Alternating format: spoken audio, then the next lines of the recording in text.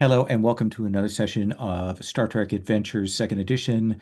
This is the crew of the Tempest. We are in the original series era. We are sort of just past year five of original Trek here with our Constellation class ship, right? It's Constellation. I can't remember. But we are taking up with our characters aboard that, and I want to give a chance for some more like on-ship scenes, which would normally be more of a TNG thing, but I want to do that. So I do want to come to.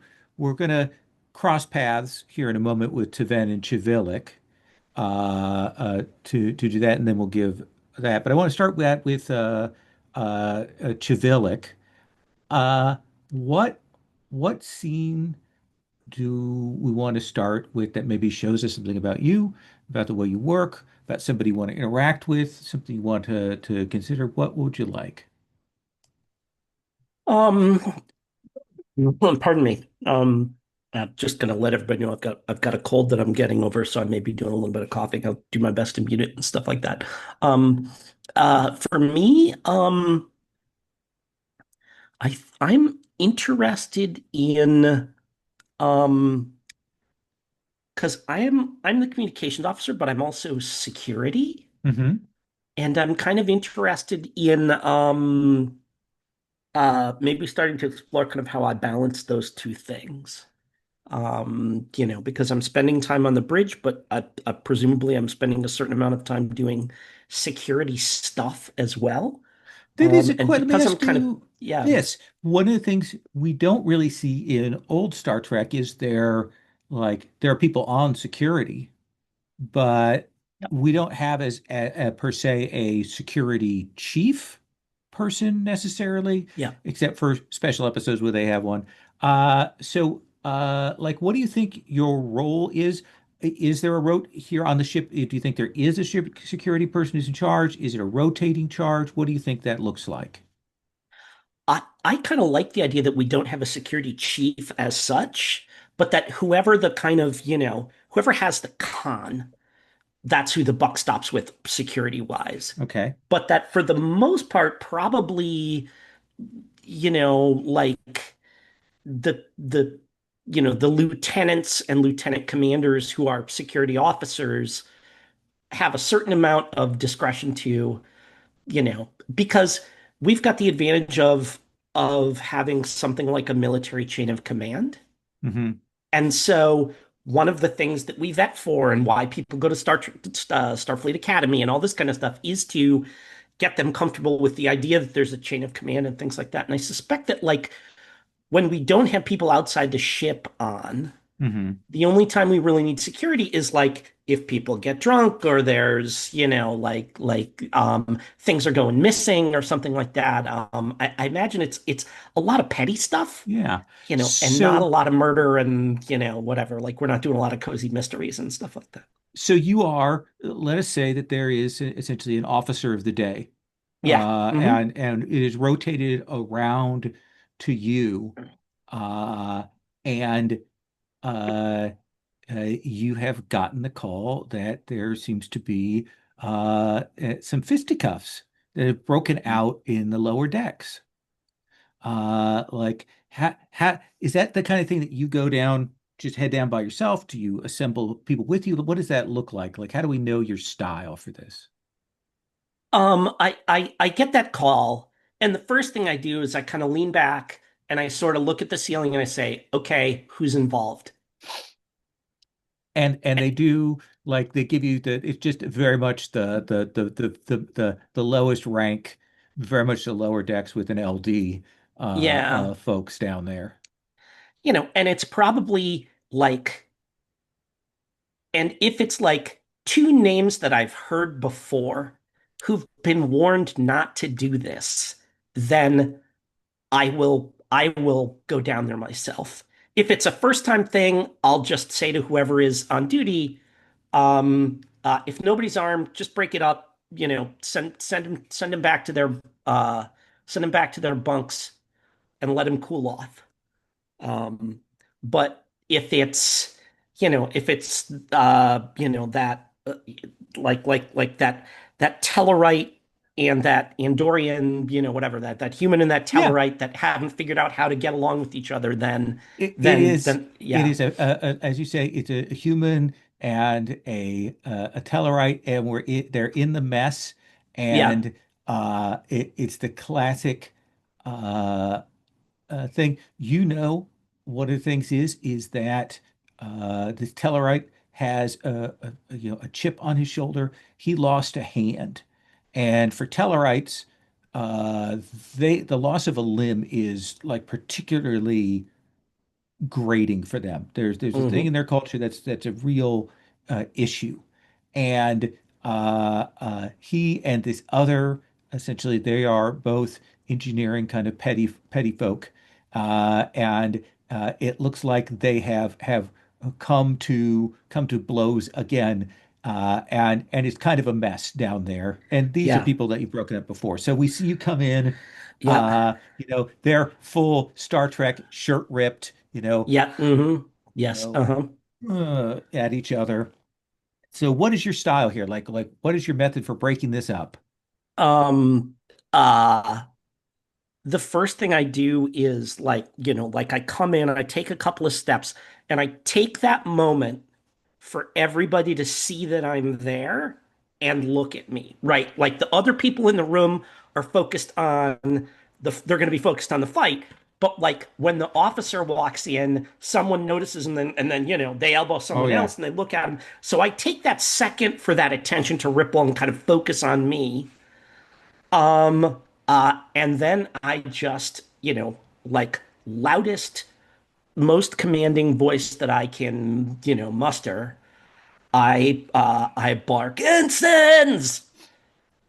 Let's have you roll Yeah, excuse me, let's do presence plus command, I think here, kind of sure. maybe to Okay, I think this is pretty much I think there's enough traits here to get this down to difficulty one, given your role and the place on the ship here. So 2d20 cool. Let me open the dice roller here. Charkin Khan. Okay. We don't have any momentum in the pool because that Nope, goes away with the new session, right? that is correct. Okay, all right. So, Everybody reset your determination back to one for this mission. Awesome. oh, yep, that's cool. I will do that. Determination one. Let me see if I've got Don't think you really have a focus for this. Do you have any talents that you think would be? I have a talent called Diffuse the Tension. Whenever you Yes. attempt a task to persuade someone not to resort to violence, the first D20 you purchase for that task is free. So flat right now, you can roll Yeah, 3d20. I'm gonna go ahead and do that. And since I only need the one success, I'm gonna hope that that is sufficient. So let's see what we got here. You've got a pretty good roll for this, Those so guys, yeah. what do we got here? Oh wow, look at that. Yeah, there we go. There's Two successes. two Uh, hits. Yep. so like they stop. There is a moment where Charken, just because of that classic Andorian Tellarite animosity, like spins around, is about to say something, and then thinks better of it, Mm-hmm. and and and and they'll come to, Uh-huh. and they will stop. Um and I walk up there and I kind of get between them and I turn to the Tellarite and I say, I want you to tell me exactly to the word what he said to you. And I think that this is that awkward bit of them looking at each other and and saying, "I think I was just a misunderstanding. Nothing happened here, sir." They both do that lower decks strong thing of like trying not to actually get the other one in trouble here. And I cock my head and I say, why would you get in a fight if he said to you, there's nothing going on here, sir? Nothing for you to worry about. What exactly did he say to you? Or I can, ask one of these other people. I'd rather hear it from you. And I think the scene will essentially, I think we can kind of cut on Yeah. you Mhm. working them over a bit. Is it okay if I put that other success into the momentum pool? Yeah, please do. Yeah. I All mean, right. and I think that, and kind of the thing that is going to come out here is that um Tellarites, um, their culture, like you like rib and insult and like belittle each other as a way of show like that's how they show affection and companionship and stuff like that.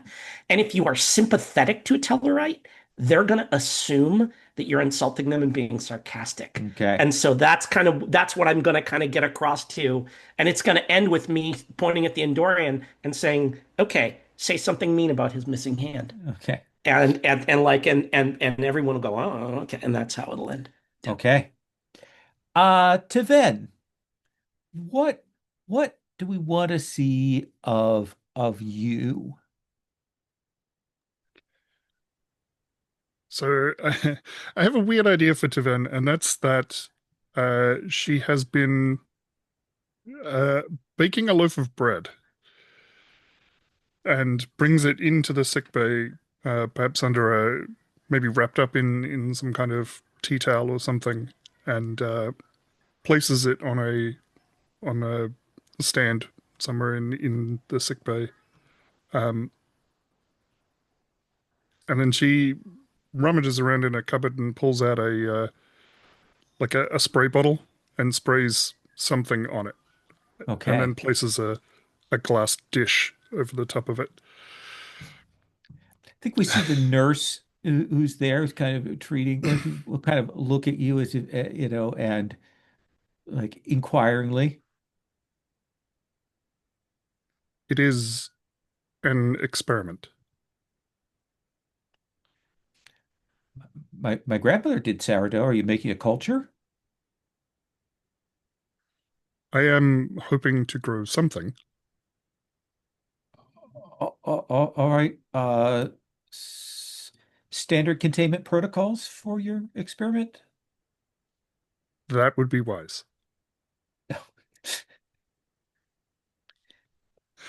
I would not consume any of this bread.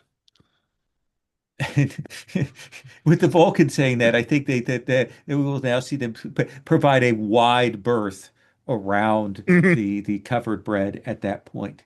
They will say, we had another note from Starfleet Command wanting an update on the Chivilic situation. I have spoken to Commander Chivilla. They have made their wishes clear. Uh, Certainly, sir. I'm just passing on the request from Starfleet Medical.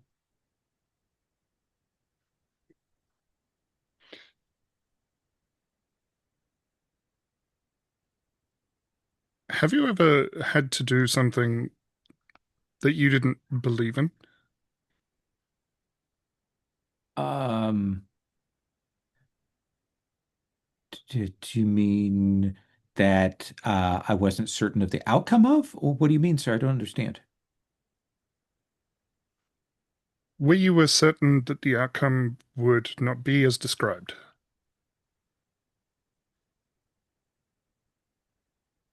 Yeah, but it's usually to prove to somebody that they had it wrong. And was that successful? Or did you learn something surprising? And you see them look off and they go, uh, I'd say about 50-50 on that, sir. Those are remarkably good odds. And I think that they'll look at you. What is it like being a Vulcan working with a mostly human, entirely non-Vulcan medical staff?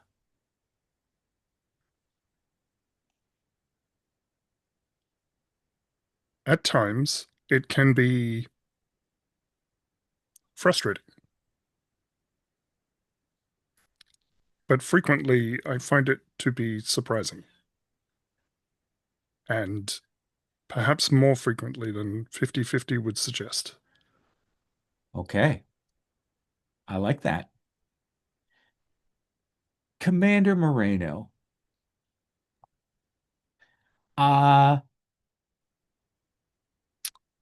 you have to go in and do the daily brief with Captain Escarra. You're not, there's something that's kind of bugging you, something that you picked up that you're uncertain how to broach with the captain. You have picked up that there is a rumor, a strange story, a reputation that has now developed down in lower decks about Captain Escarra. What is it that they are saying about the captain? Um, hold on Is a it second. a good thing? Is it a bad thing? Is I think it it's a a weird good rumor. obsession? Is it he's a lady killer?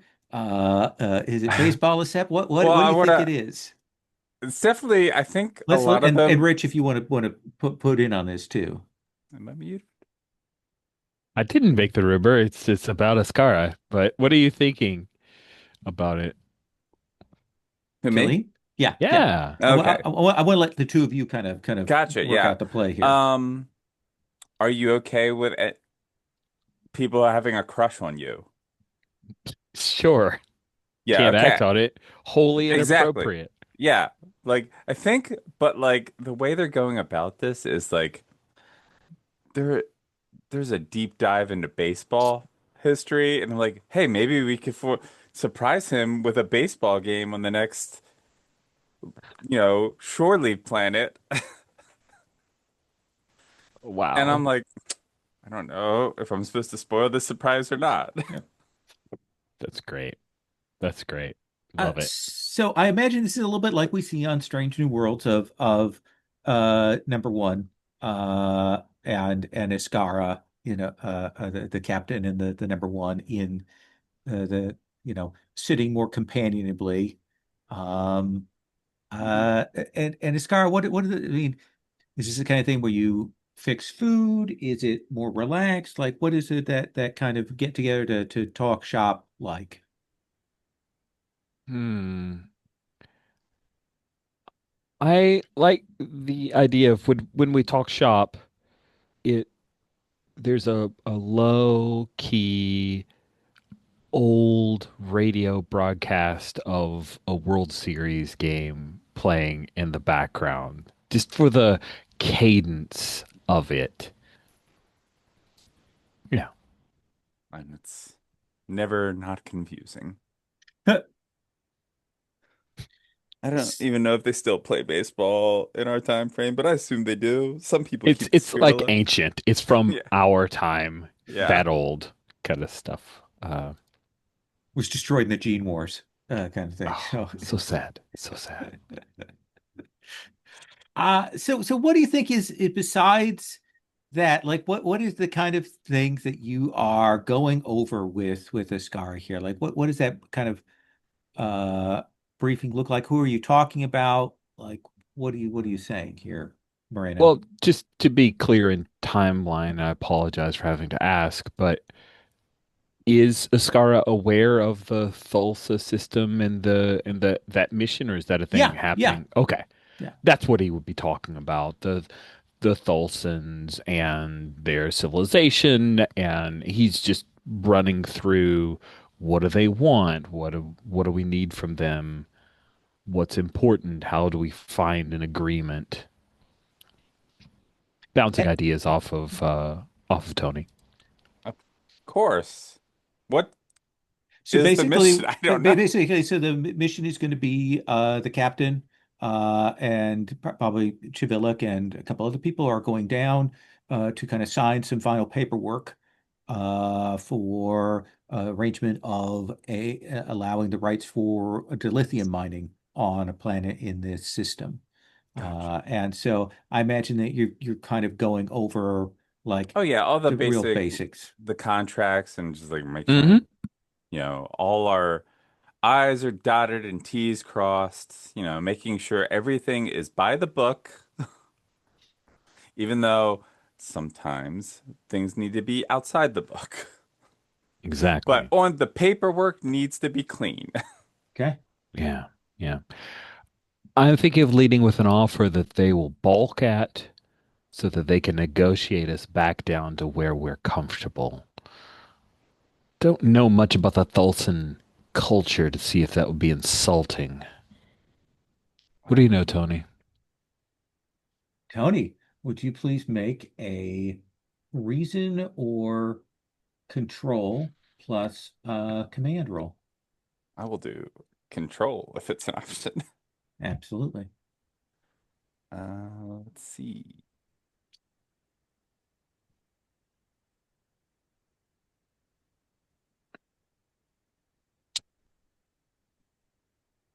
One success. So I'm going to give you like a basic outline. Okay. Some of this will be covered in the captain's log, but I'll kind of cart before the horse it a little bit here. Sorry, sorry. That's no, that's okay. And then if you want to ask a question with that success, you can, I'll let you do that. So what we know is that this is a civilization that doesn't have warp capability. They have interstellar travel, very slow, and they have within system, impulse, speed Hmm. travel. But they've had contact with some other spacefaring civilizations. So the first contact protocols don't really apply to them. Yeah, of course. And they've kind of got a weird, like their tech level is kind of strange, but this dilithium thing, essentially the Federation is planning on bringing them up to warp technology eventually, that like as exchange for this rights to this dilithium mine, which is actually in their system. They just have one solar Okay. system. They're So on we're Thulsa asking Prime, and they're going to, permission to mine there. yeah, to another planet in their same Gotcha. system. Yeah, Gotcha. a lot of this has already been worked out. Yeah, I mean, it seems pretty cut and dry. Hopefully, there's no surprises. Yeah. Do you want to ask a question? All right. Hmm. Uh, what should I be on the lookout for? Uh, they do have some I don't want to call them Luddites because Luddites are a little more complicated than that, but they do have some like technological advancement, some real conservatives on that point in their society that has been an issue. You haven't brought them into the Federation, like that hasn't been a thing, so there hasn't been the usual like complete vetting of them, but that's something that is known. Gotcha. All right. Well, you just need to be careful with talking to him. Don't treat them like you're, rushing things because there's holdouts. There's holdouts, Okay. like, and she's gonna make a dancing analogy. Okay. I don't know how to make that dancing analogy though. So More Ah, sophisticated than two to tango. So, yeah. okay. And it's like I like the idea that they keep using analogies the others don't get. but they know. I love Yeah. that. They have Yeah. their own like weird language. That's great. It's a good note. Thanks, Right. Tony. Yeah. And don't worry, I'll make sure that everyone on your away team has passed their physical. I've seen the reports from Taven. Some need some work. Some need some work. Okay. Uh, You included. oh? Yeah.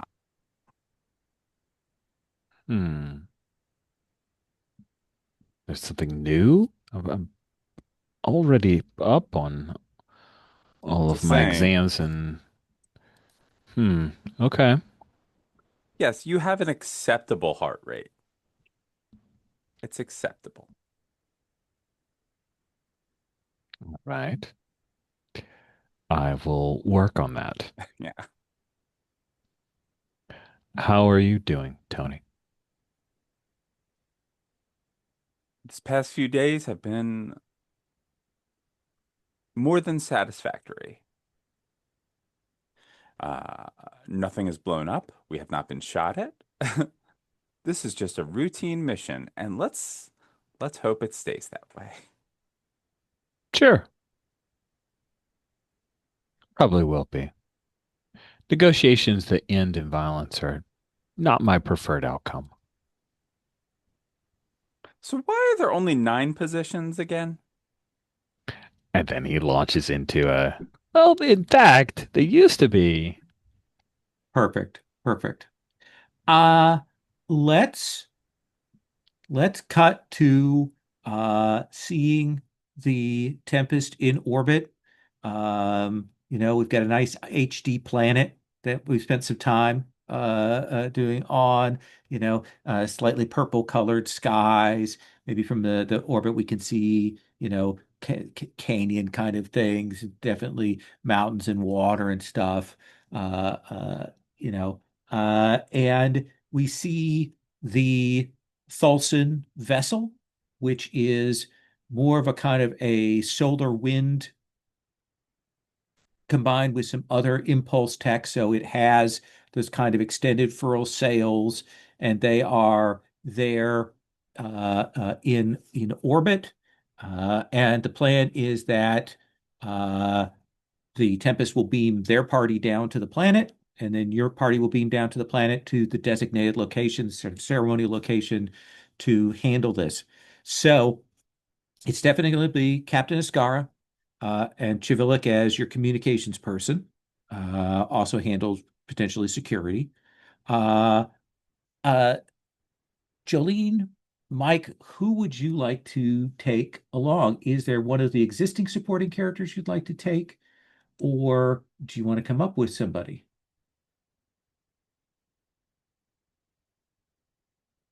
So, like, if you want to come up with a kind of character that we might need for this kind of away mission. That's what I was just thinking. So we're probably looking. I mean, we already have kind of a negotiations expert in the form of Javilic, right? Certainly communications and security. I will take a nurse. Okay. Ooh, the nurse that we just had introduced with the bread bomb, Sure. Okay. disease Who was bomb, that? I What assume. did we get a name? I don't Didn't get a remember. name there. No. Okay. No. Um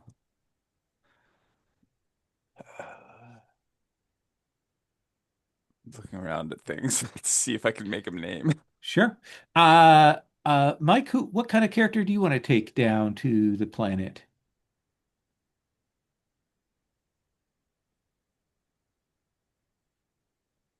I will bring another security officer.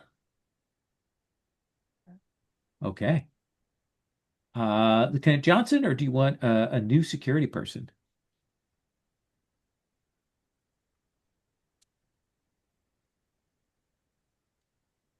I was just looking for Johnson. I think we renamed Johnson. Is Oh, that who Uh, Bailey? We did Oh no, because we had Bailey a is a double. is a Yeah. helmsman. Yeah. We have Bailey is the double Johnson. helmsman, and Lieutenant Johnson. We named Johnson. Do we rename Johnson or rename someone else so that You Lieutenant? so original helmsman was named Johnson. They renamed to Jess Bailey. Okay, Okay. there we go. So security officer is still Johnson. Yeah. Yes, Lieutenant Johnson There we go. still. All right, I'll bring Johnson. Okay. And Jolene, tell me about uh your nurse. Yeah, Nurse Barry Stratton. Okay. Um I think he's been serving under Taven for a while now. It's the most used to the Vulcan differences, making up for the bedside manner when he can. Okay. Yeah. Go So ahead it's and do those assignments of things. The and numbers that you it's need to put for attributes all right. and such, and get that on the table. Uh, so Captain Escarra, you will hear from your transporter chief that they have beamed down the Thulsan delegation. If you are ready to transport.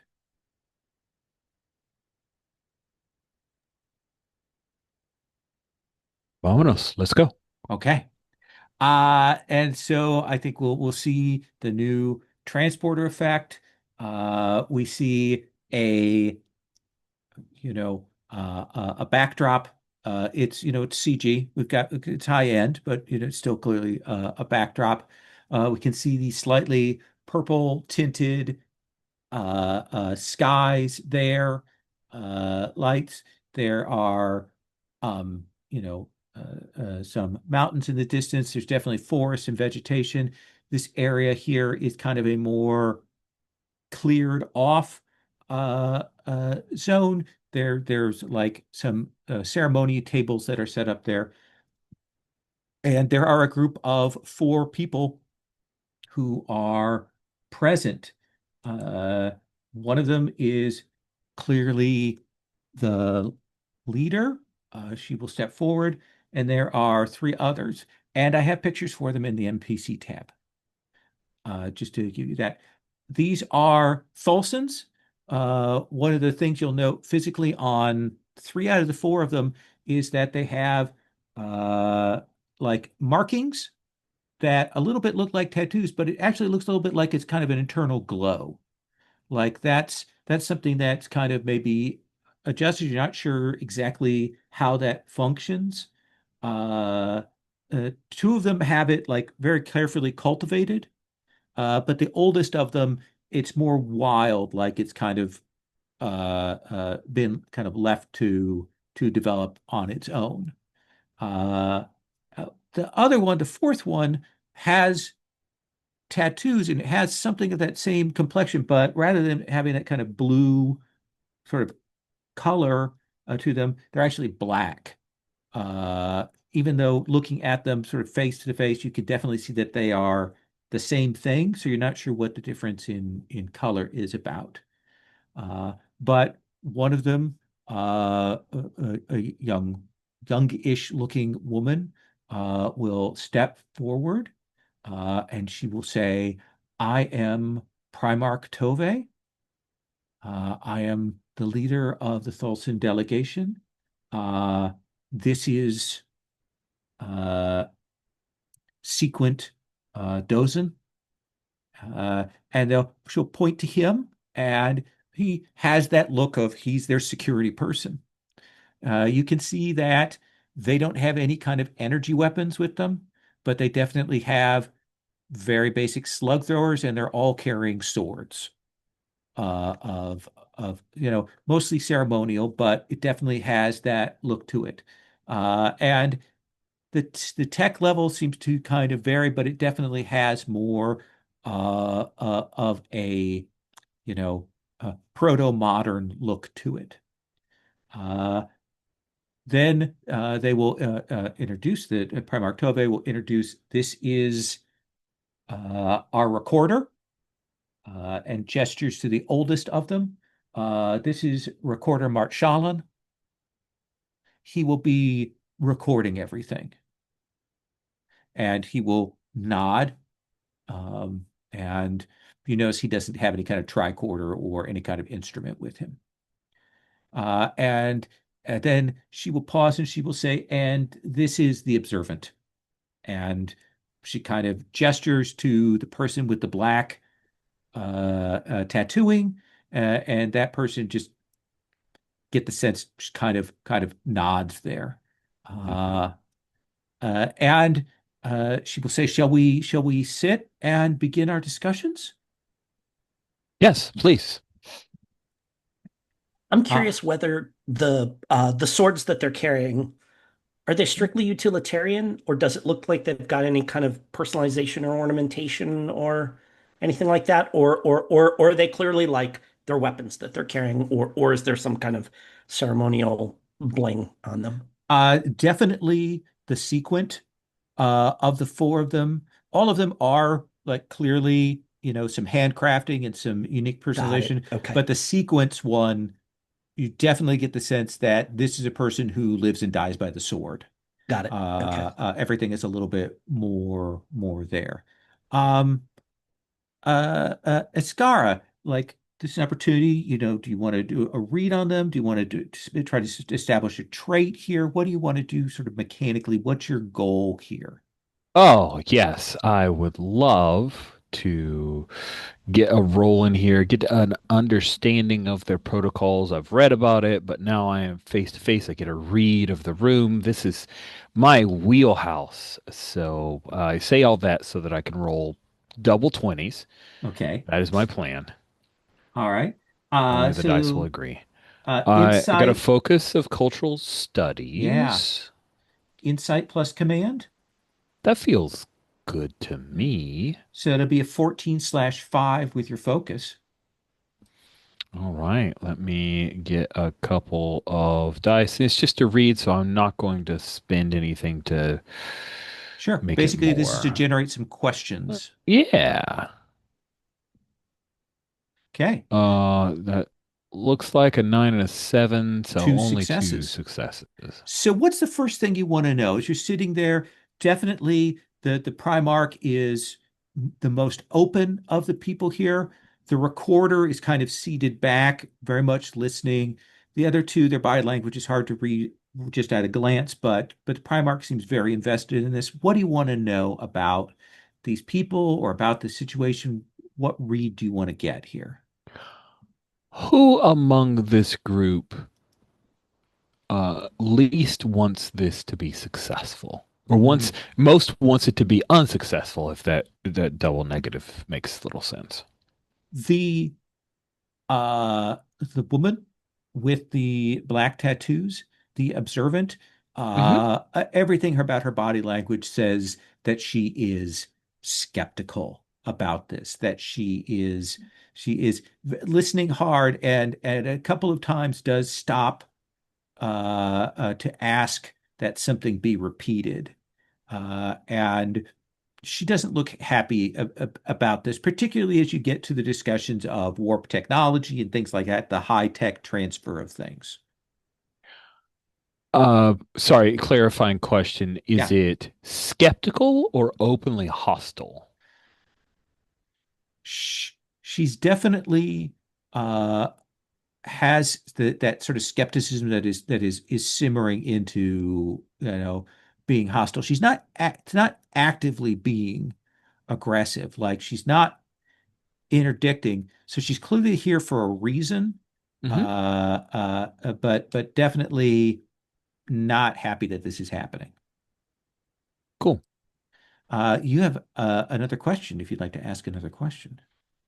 I'll defer to my team. Does anyone have a question at the outset that they are interested in knowing about this situation? I'm curious, like, are they speaking their own language and we're translating through universal translators? Or are Yeah, I they, think that makes sense. yeah, okay. I think it makes sense that you've gotten enough of the basics of the language that the universal translators are functioning for you in that. Are they trusting our translator devices or do they have their own? I think they are trusting the translators, Okay. even to the extent that perhaps uh, this may be a kind of tech that is out there that particularly the observant has not kind of registered as being as high tech as it actually is, kind of thing. Sure. Got it. Yeah, yeah, yeah. Okay. Okay. hmm hmm Yep. Uh, Interesting. our nurse, anything that you want to do here in this moment in this scene there? I think they're doing a quick scan, making sure there's no any foreign bacteria that might infect us. So sorry to get a little real, Jim. Yeah, I know it's relevant. But like they want to make sure nothing will nothing, everything is calculated for that won't disturb the proceedings. Absolutely. Let's have you make a simple, just kind Do of a health generating some check, momentum. Sure, Reason plus sure. medicine. Okay. 13. Uh,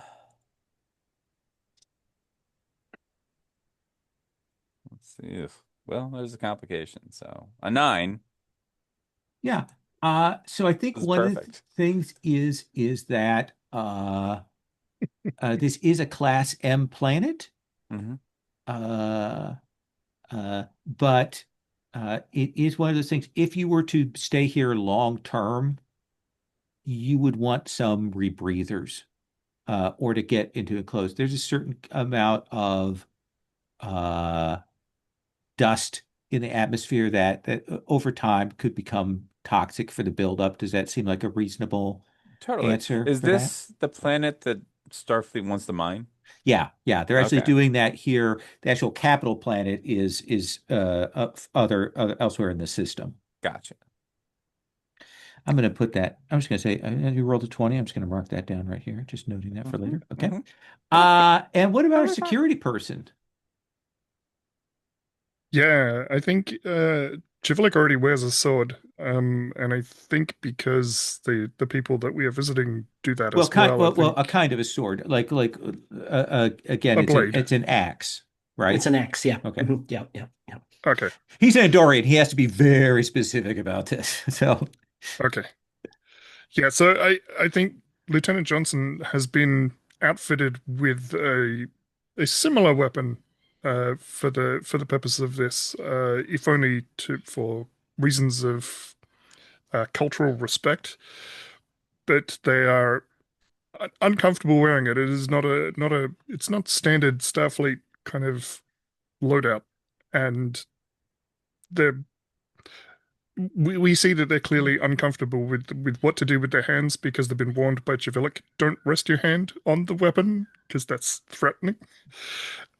But it seems natural to do that so that their hand keeps moving there and falling away as and eventually they end up with their sort of hands clasped behind their back. And I just want to take up like a an overview position so that I can be aware if somebody approaches this that we weren't expecting. absolutely. I think there is a moment as you're getting yourself together, and they're like, the Captain Escarra is talking to the Primarch, but there's also some other conversations going around, and people, they're taking breaks to do stuff. And I think during one of those breaks, since we rolled a 20 for a complication, I think there is this Hmm. moment when, uh, during one of those break moments, that you will see the sequent walks walks over to where you're at, and like his fingers lightly brush his blade, and he says, "You seem to bear some discomfort with that blade."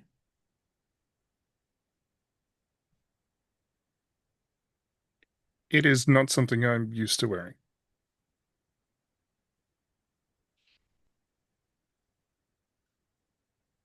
If you cannot handle it, one shouldn't wear a blade like that.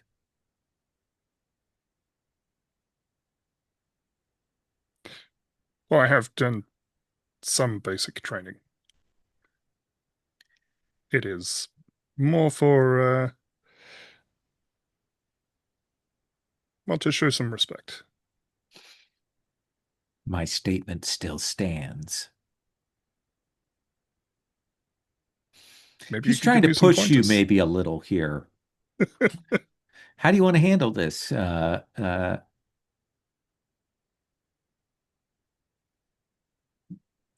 do you think, Johnson? I don't want to cause a diplomatic incident. Um, We're trying to de-escalate?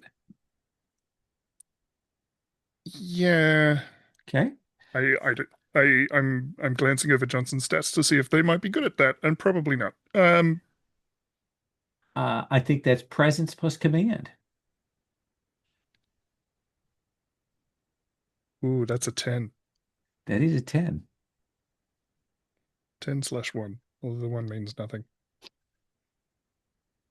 Um, yeah, okay. I'm just gonna roll it flat and we'll see what happens. Okay.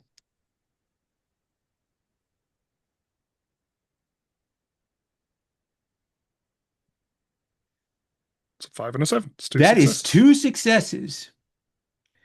Uh, do you think is it the smooth talking?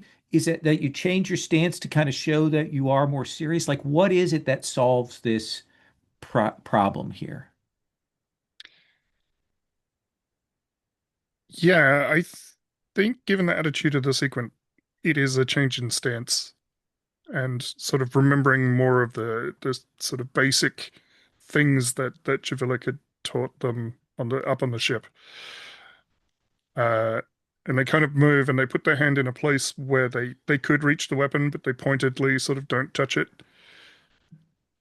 and say, you know, I hope we don't have to test anybody's skills. And he's a bit more serious and a bit more threatening in that moment. Okay. And he'll see the seriousness there and he will step off from that. Captain Escarra, there is a bit during one of these breaks when the Primarch will come and will talk with you and uh, I hope things are going well as you perceive it, Captain. I think so. Some concerns about the observant and her skepticism, but I feel like we are building a bridge here together. Don't you?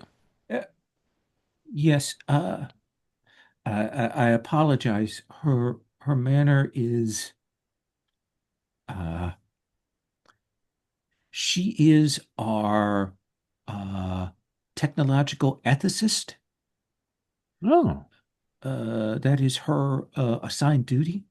It is her.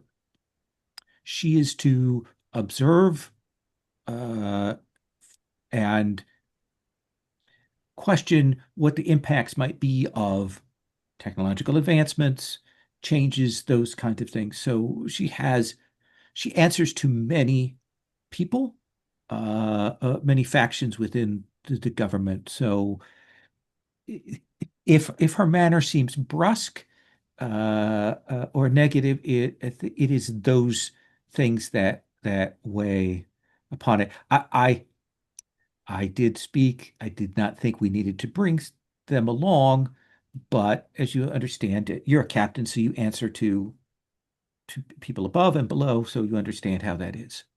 I do. I'm not phased by her concerns. I welcome them. The Federation has a number of white papers on the cultural implications of technological advancement. In fact, we have the Prime Directive specifically to ensure that we do as little harm as possible. These are admirable traits. These are admirable guidelines, but I fear that our people have been held back from their place in the stars, have been held back from where we could be. I have pushed hard for this agreement because I want us to be able to develop. There are people within our culture and so on that fear these kinds of things. That the old superstitions and such that have built up over time. But I truly believe that this is the dawning of a new day that we'll be able to break away from the some of those shackles of darkness that have held us. Well, I am glad to hear it, Primarch. And I'll do the best I can to make sure that this continues smoothly. I appreciate your cooperation. Uh Chivilic, I think that I want to do one little bit before I hit the twist here in a moment. Uh, uh, the recorder will come over to you. Uh, you probably had your tricorder out at least at one point to kind of check on things and so Sure. on. And he will come over and he will say, "Could I have you repeat the pronunciation of your name for me?" Civilic. Uh, And I'll do my best to I'll spell it so mhm. that hopefully the universal translator can then hmm He says, Yeah. and if it is not, can imagine kind of a old James Earl Jones voice Yeah. here. He says, if it is not too much, what do you call these They're antennae. antennae? All right, that is the That is proper the term. plural. That is Mm-hmm. the plural Mm-hmm. for the word antenna, Mm-hmm. which is generally it's a stalk-like appendage that has some sort of sensory function. There are many organisms that have them. I know, I understand that. But for you, you are Andorian, is what you said. Is it a That is sensory correct. organ for you? Yes, Ah, yes. Andoria is an ice-bound world, and the um, antennae help us in a number of ways beyond merely being sensory. hmm They are um, particularly sensitive to temperature. They act as uh, uh, uh, radiators of a sort, hmm and a number of functions for our people that developed through uh, the vagaries of evolution, as is wont to happen. Not familiar with this term evolution, but otherwise, yes. And he will say, so, and he actually repeats back exactly what you've said, Hmm. word for word Yep. to you, just to, and as if to kind of check. Yep. And so I kind of take a look. Does he have any sort of recording device? Is No, he writing it or anything? no. And so I, kind of cock my head and I smile and I say, "Are you actually memorizing everything that's being said here today?" Uh, Not just that, because I will have to describe this, I am also mentally cataloging a description for when I have to describe you. That's why I asked about your antenna. I wasn't sure how I should describe those to people when I present the recording. How fascinating. Are you uh, augmented in a way that is different from the rest of your people to be able to do this? I am trained Hmm. from a very, very young age. We recorders are a long-term tradition against the night that we have had. Um, can I ask you about the night? Is it something you can speak of? And he'll will stop and he said, I don't think that's something I could speak to. And and I'm one of these like, okay, no problem, absolutely. You kind of make that gesture like very well. And um, uh, and I kind of lean in and I say, is there anything else you've heard that you would like me to explicate for you further that might be helpful? Not at this moment, but I perhaps will inquire from you again. I am open. That offer remains open, whenever it's required. And I think we'll see you all kind of return. Escarra, you're kind of looking over. We're getting towards sort of the end phase of these agreements here. And there is suddenly a shadow that falls over. It is like suddenly a blanket of shadow. And I think we're cutting up.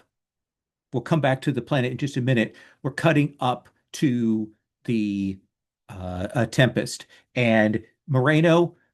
You're there on on deck. You're in the command position, and suddenly the Tempest goes flying and it just jerks in orbit. Something throws it off completely, and alarms start going off everywhere and throughout the vessel. And you will hear life support systems down, life support systems down, power's going out. And I think we see the ship actually. The inertial dampeners are catching it, but you're kind of spinning away from the planet, and there is this giant metallic sphere in orbit around the planet. And there are crackles of energy that are kind of have hit the Tempest, and we can see some of those crackles are heading towards the planet, and immediately we can start to see clouds forming and the weather changing. And that, what do you do, Moreno? Just wanted one freaking day. Uh, but yeah, she's immediately on the comms of like God, I always have to look up her name. Takahashi, get our life support back up. Bailey, get control of the ship, or we can't keep spinning.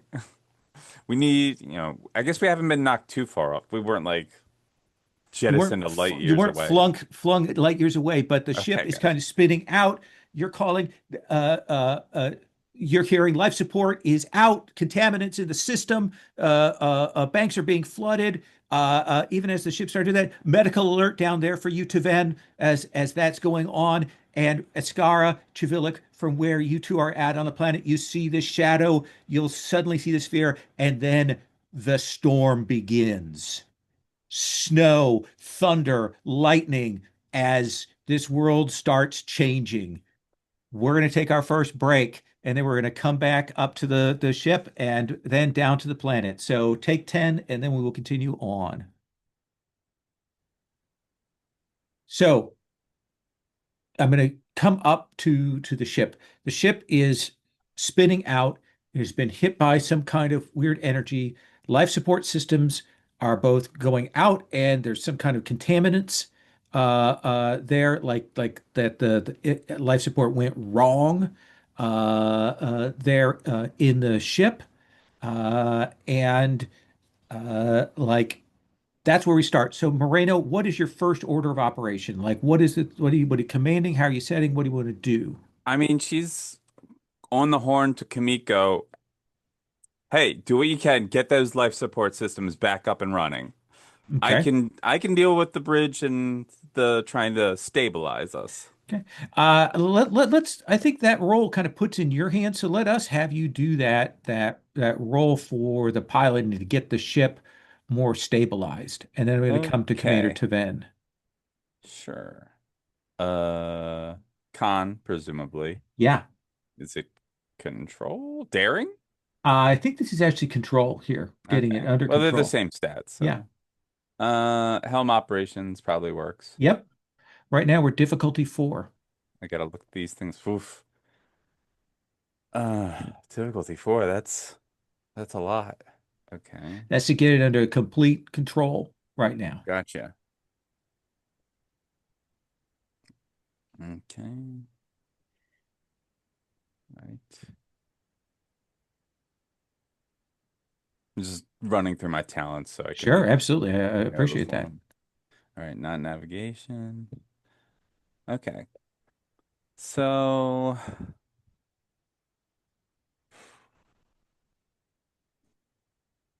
I gotta spend the determination to add 4 to the pool.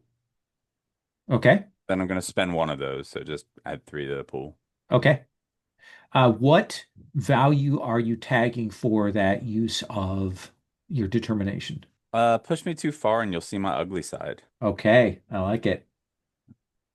So 3d20. Right. Yeah, gotcha. 1, 2, 3. Do I get a ship die? Or is systems all out of whack that it I won't think help? systems are all out of whack here at this I like point. that. I like that. Come on. Oh, where'd the dice go? I missed them. So that looks like a two 2 successes. success, 3 a three successes. success. So 3 out of 4. So I Yeah. think like one of the things is you're realizing you've got it, whatever this energy wave is, you're actually having to move like further away from the planet. That is Hmm. essentially you can get it stabilized, but you're having to break orbit and move away. Does that Yeah. seem like a reasonable thing? Totally. Yeah. Okay. Commander Taven, what are you doing? I think triaging patients as they come in. I think that was probably harsh enough that we have to set up a secondary sick bay and overflow sick bay and cargo bay too. So triaging people and deciding whether or not they need to stay here or if they need to move. Sure. Why don't you actually make a reason plus medicine roll here with your triage? So reason plus medicine is a 15/5.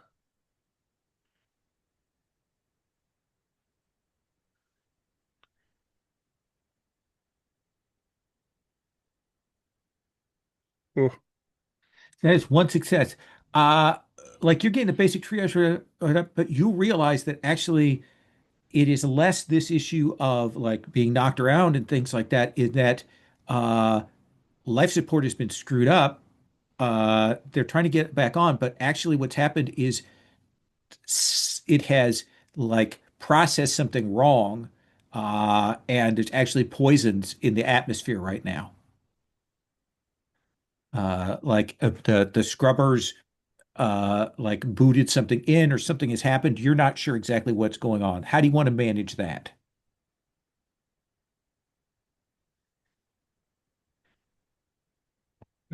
so I need to do.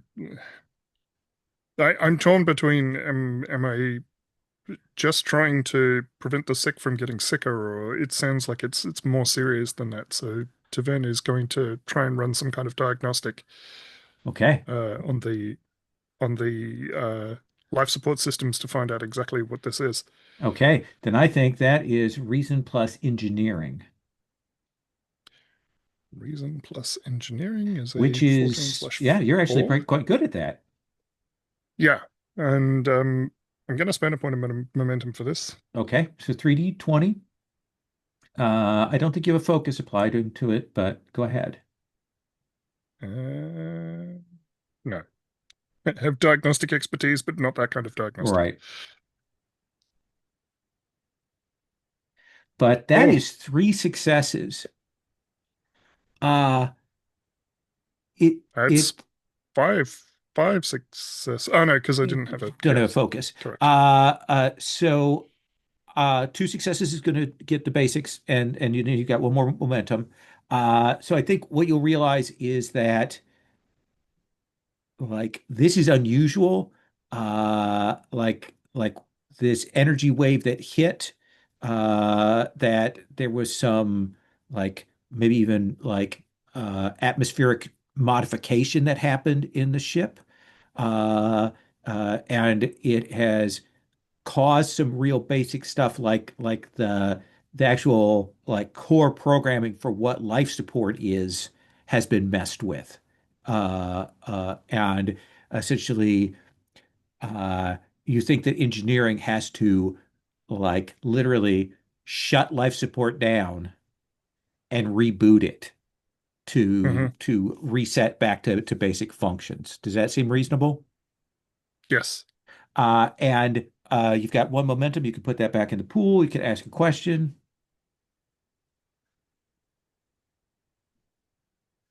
I am gonna ask a question. How long will that take? Is that viable that we can turn it off and on again? It is, but you can't do it near the planet because if this thing is letting out that energy and possibly causing this again, you're going to need to get to a safe distance and figure out how to shield against it. But it's gonna take a little bit of time to get that set and then to purge the problem elements out of Hmm. the atmosphere itself. Sound like a Yeah. reasonable So then, answer? yeah. So I think Taven will hop on the comm and relay that to Commander Moreno. Okay. So we need to move further away from the planet. Uh, Rich, Jim, I want to give you the opportunity if you'd like to pick up a supporting character to do something on the ship, or else I can cut to the planet. I'm good for a cut back. Like I can hang back. That's okay. Jim? Um, I like it sounds like they've got it under control. Okay. There doesn't seem to be anything like that we can add by bringing Then in another then character, so I'm good with boom. that. Yeah. we've got the wind machines going. Mhm. There's that immediate temperature drop that happens, and suddenly, whatever moisture in the air is coming down, and it's blowing. Captain, like they're screaming from the Thulsans, and they're looking up horrified, and this is clearly they don't know what the hell this is. Okay. What do you do? We need to get everyone to some shelter. And then, Tony, can we get beamed up?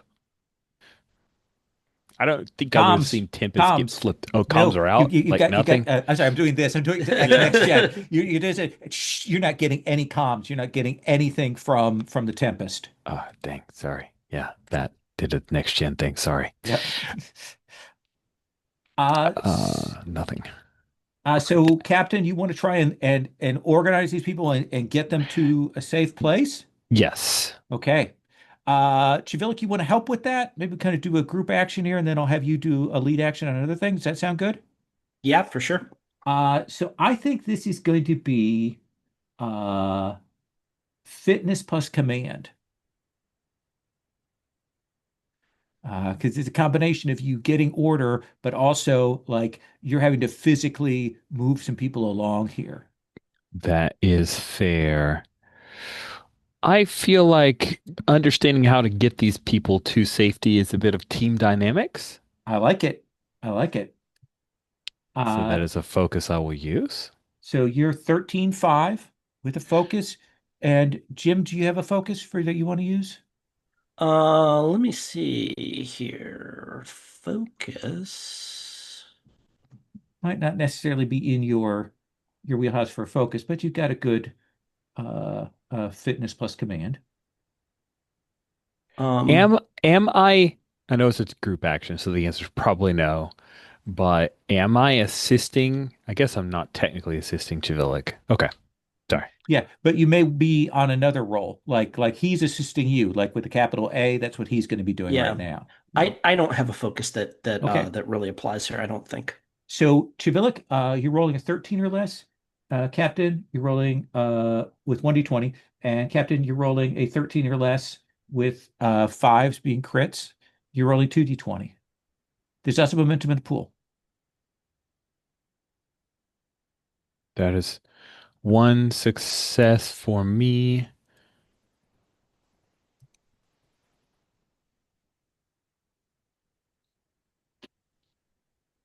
So uh, I think that That is not a success for me. no. Uh, I think that you will grab these people up, and I think that like immediately, superficial wounds, injuries on them and stuff. Chivilik, what do you break? Do you break a leg? Do you break a wrist? Do you break an arm? And how does that happen? Um, what do I break? I think um you know what? I think stuff is coming down and I'm yelling and I spin around. Oh, actually, you know what? Hang on a second. I'm just gonna take a look at our safety Yeah, tools before I absolutely. answer here to make sure that I'm not getting into anything that's gonna upset anyone. Sure. Um, um, um, um, um, um. Yeah, I take it in the eye. Like a hailstone, that like the size of like a large pebble, just like right boom and I do one of these and there's like blue blood is flowing down between, down my chin as I clutch my hand to the side of my face and and I'm like go go go Uh, that kind Captain, of thing. Yeah.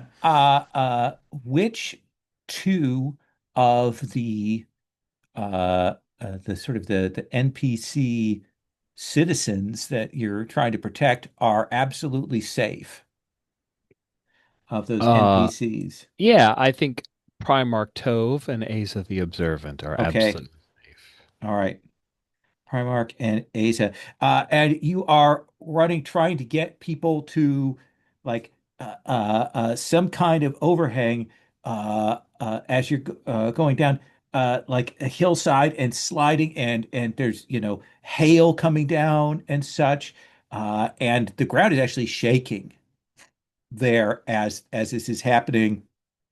And I think that we'll see Sequent Dozen will kind of grab up onto Chivilik and kind of help him get down to that spot. Johnson, what do we see you doing? How are you helping with this situation? Uh, and then I will check in with our nurse. I think with the captain trying to lead us out of here and Chivilic out of action, I think Johnson's trying to bring up the rear and make sure we don't leave anybody behind. Okay, then I'm going to have you also make that roll. I think fitness plus command to make sure that I think right now the only one that is at risk is the recorder or our nurse. And we'll come to our nurse in just a second. One success, one complication. One success, one complication. What do you break? Saving the recorder.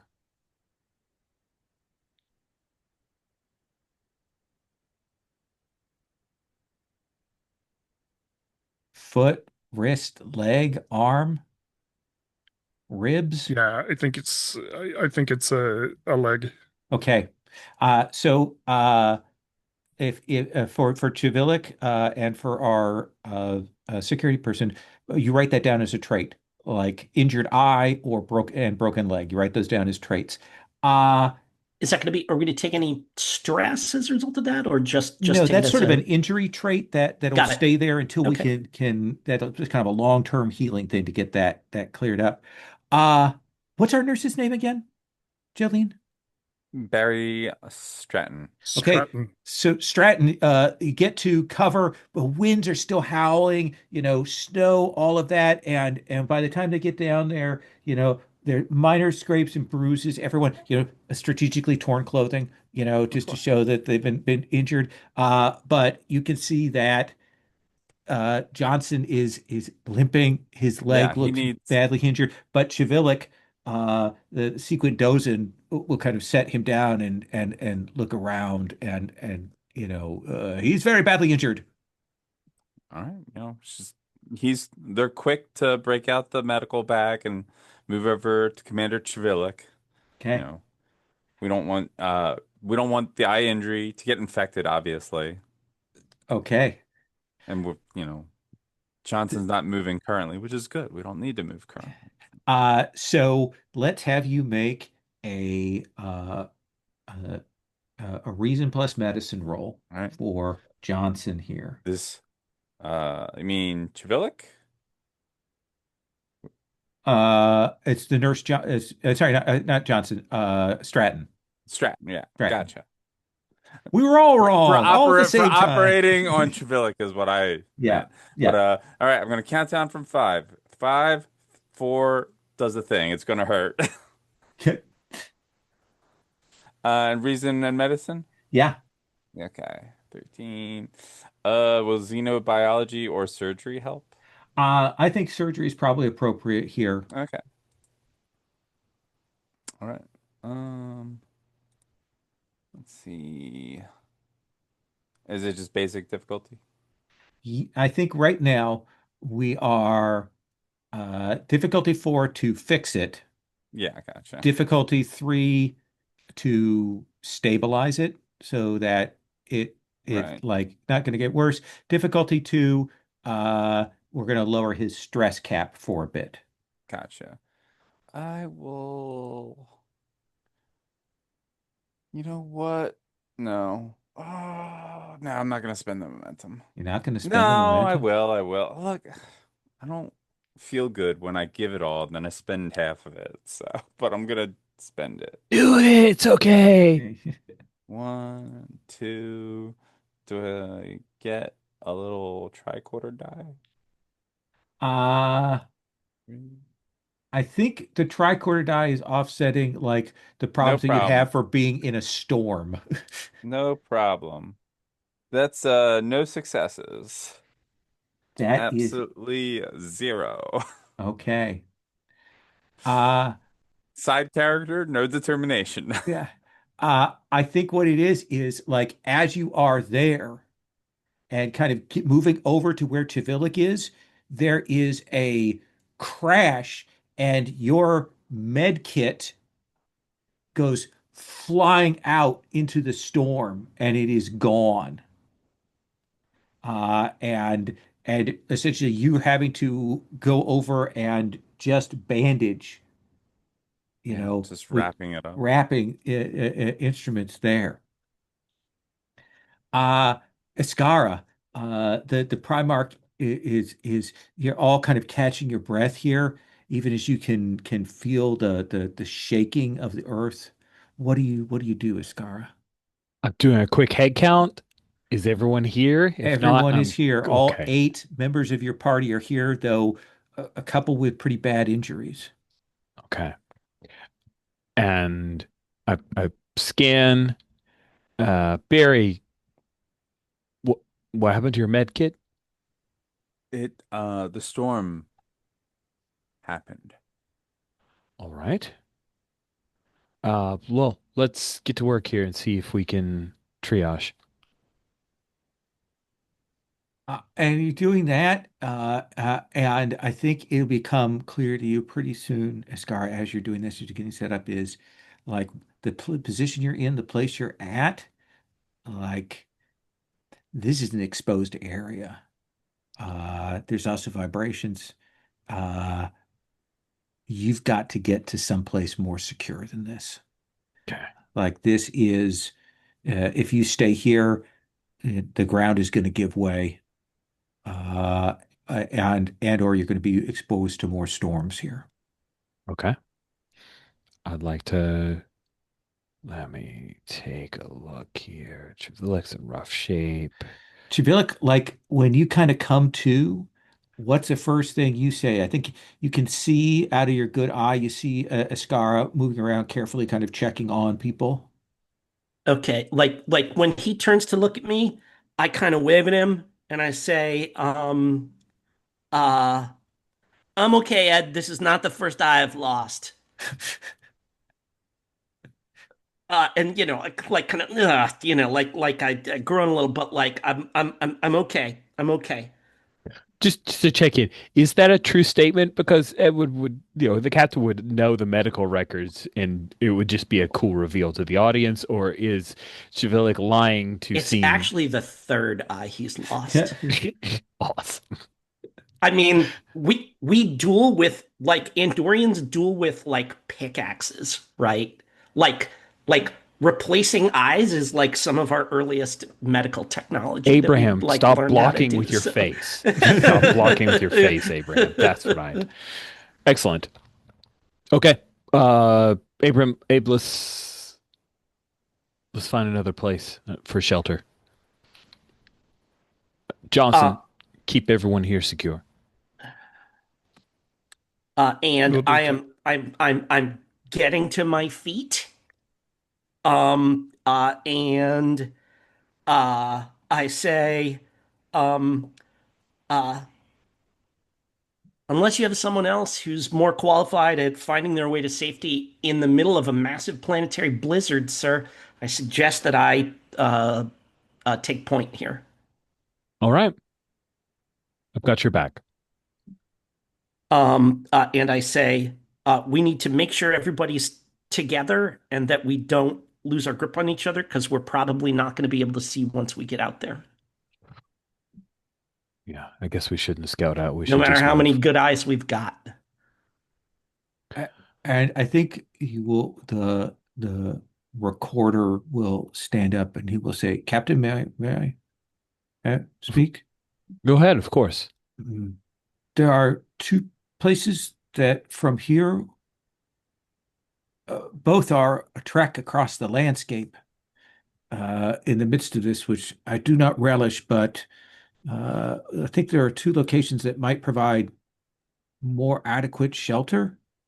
This is not a planet that we have developed, but there is the site, the preliminary site where your Federation colleagues began the building of the initial settlement. If that is reinforced, that may be a place for us to get to, and he'll kind of describe the direction that you need to go for that. The only other thing I can think of is there are a set of older ruins on the planet, ceremonial, that is called the Vault. That is, that direction. They are, as far as I can glean, equidistant. So it is really up to you. The vault sounds more secure to me, just from the name. Can you give us a direction? Let's go. Okay. And he will gather himself up, and he will stop, and he will uh, go over to where you are, Chivilic, and he will say you have your recording device. I say I do, but I'm not going to be able to use it while I'm pathfinding for us. And And I, and he'll kind of yeah, push you so they're a little bit further away from the others as yeah. he says, I'm going to give you the directions as best I know. In case something happens to me, someone else besides me should know the pathing. Very well.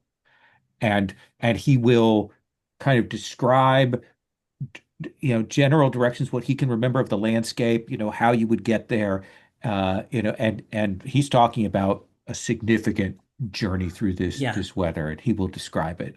And I think there's a little thing where, like, as he describes it, Chivilic is repeating it back to him, and Chivilic is repeating it in a way, like in a cadence that he's clearly like creating a mnemonic for himself so that he can, it's like left and then right and then left and then 2 leagues and stop and then like in a way that's going to help him remember, it because, he's recording it on the tricorder, but also kind of repeating it back, in a way that clearly indicates he's got some skill with doing this kind of, memorization as well. Absolutely. Uh, Captain, I think you will notice another thing happen here as Colin, all of this gathering up and getting stuff. Johnson's kind of taking point. Our nurse is kind of checking on people. Or rather, Johnson's kind of standing to kind of cover things. He's going to have a hell of a time walking Hmm. on that leg.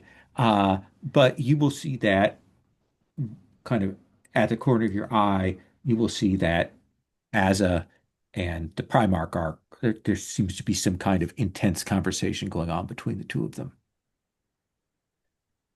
Hmm. Hmm. We're running out of time.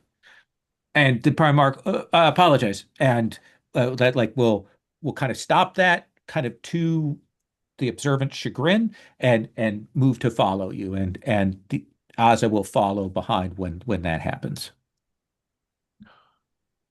Abe, start us out. I'm moving back to Aza.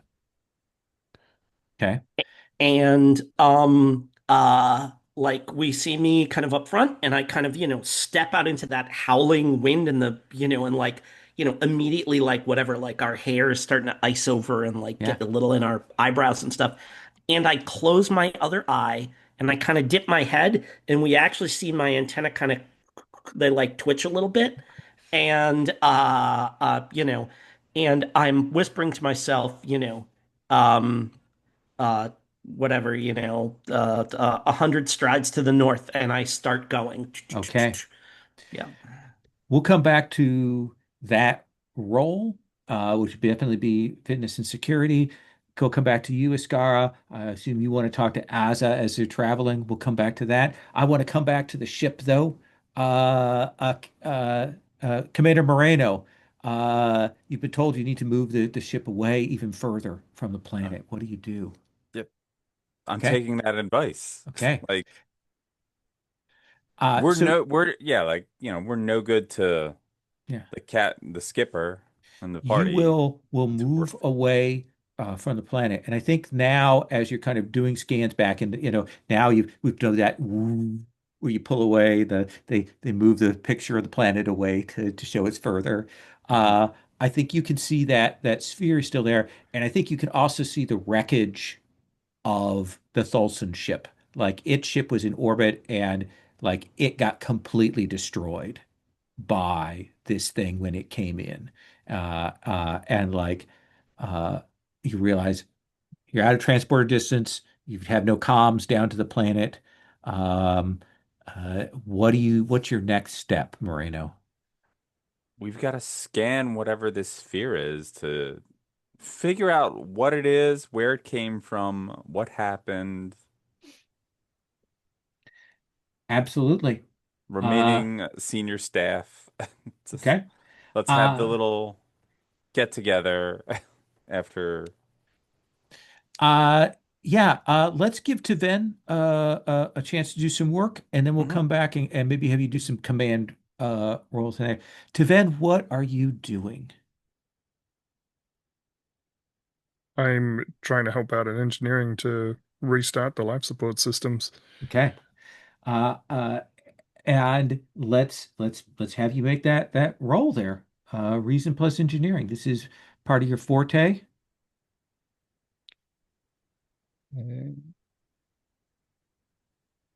What is the difficulty I'm going for I here? think this is just two. You spent the time to get set on what is going on with this and to get it set. I imagine this is less a question of getting the life support like cycled. You can do that, but yeah, getting it set so it's going to clear out like the like the bad air kind of thing. If the air quality was better, I would recommend taking a deep breath. And then I push the button.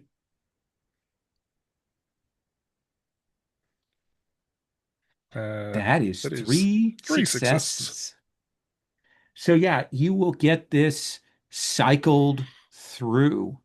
I think we see there's a shutting down of all the life support, and that like there's a 30-second count where people have to kind of wait there, where it gets cold very quickly, it gets chilly, people can see their breath, and then it will boot back up and then you are running the system to get the scrubbers, you're overclocking the scrubbers to clean the stuff out of the system, and you will get that set. And I think that's the point at which you've got that set, and uh, Takahashi will go, "Thank you. Now get back to your med bay." Kind of chases you out of engineering there. I think as you are moving through the halls, though, you definitely see there are a number of crew people who are woozy. Hmm. Clearly, exhaustion, whatever this gas was, they got breaths of it, and it's not great there for them. Uh, Moreno, do we want to cut to kind of the meeting of the team? Yeah, I like that. Okay. Uh, I've s- never so had to lead one of Taven. these. Takahashi is there. We probably see Tun since they're the tactical officer. Um, probably a couple of other folks there. Probably not the chef. I did put a picture in for the chef, by the Yeah. way. Why did Vex have to be on Yeah, short yeah. leave? This Also, seems. I put Lieutenant Jess Bailey in a uniform. I don't know if you noticed that. Well, Oh Yes, my I did. gosh. I missed that. I didn't know That's he wasn't. amazing. I don't remember what he looked like before. So, Yeah, Scroll down. He's still in the NPC tab, just further yeah. down.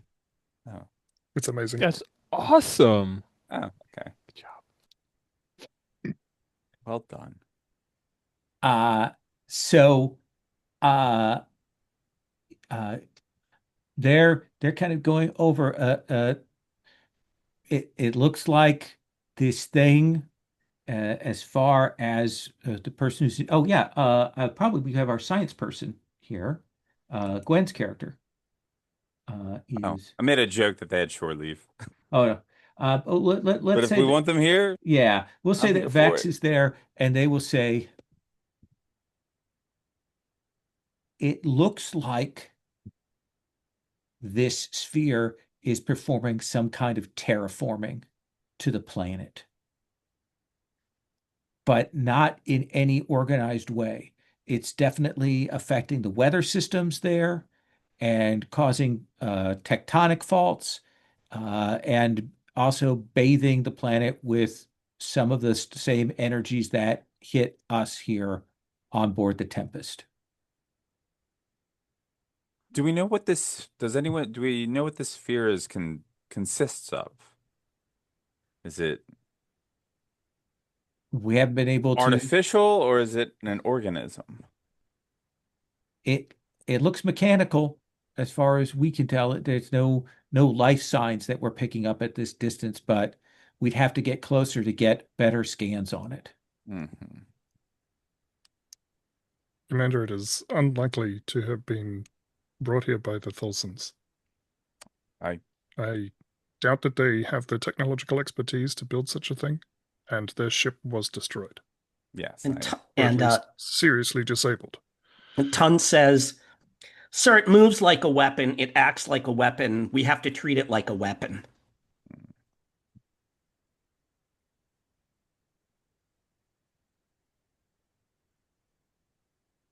Whatever its original intent was, uh, it's it's beeping things up right now. yeah, it has our people and our potential allies held hostage. We need to, we'll do what the skipper would do. We'll try to reach out and communicate first. If that doesn't work, then Tund, you will Commander get to Moreno, says your comms person. We're receiving a transmission from Thulsa Prime, put it through. and you'll see there's a Thulsan on screen, and they look kind of like scared and panicked, and they will say, Captain, Commander Moreno. I am the second Primarch. Can we've lost contact with our ship And in the area, and we're picking up some unusual signals. What is going on? well, second Primarch, that is a difficult, it's difficult to explain. We've lost contact with the planetside party. I regret to inform you that the ship has been destroyed by this sphere that has encompassed it's a planet, right? It's in orbit around the planet. Yeah, I'm just making sure it's a planet and not like a Yeah. moon or Yep. okay. Yep. The planet where they are located. Uh, scans have it seems to be terraforming it. Has this sort of phenomenon ever happened in your system? Uh, Try to get a read on this guy, I guess. why don't you make a insight Insight. plus command? I'm so bad at this. All right, I gotta spend a momentum. Okay. She is not insightful.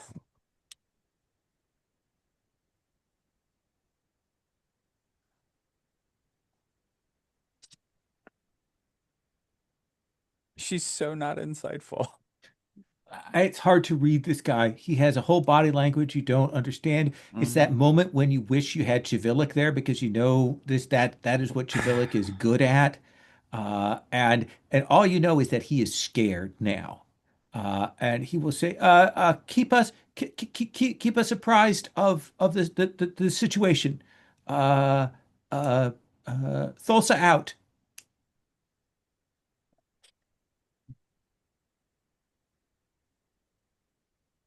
What's your next step, Moreno? What do you want to have happen? We'll do this with kind of command roles to get things done, I and then I'll come yeah. back to Deven. We try to hail this thing, and if that doesn't work, we'll Tund figure out a way to cut through this. So I think you will attempt comms on this vessel, uh, and the frequencies just aren't working. They just aren't at all. Like you tried wideband, you know, Thulsan signals, other bands, things like that. The comms person is going through the full array protocol of this, and you're not getting any response to your hails. Mm. If you want to try to like do damage to this thing, you are unfortunately going to have to return and get close to it again. That's, how was, making sure the systems are back at Sure. adequate. Let's have you make a like damage control kind of assessment roll. Okay. I think that's control plus command. Okay. I can't keep spending momentum. So, That's right. You can't. and you have too many threats, so Yeah. there's a success and a complication. Um, Something is wrong with the crew. Like, you can kind of read efficiencies and things like that across the systems, and like scheduled repair times, and the diagnostic computer is giving you the basics, and like things are not getting done like they ought to get done. Hmm.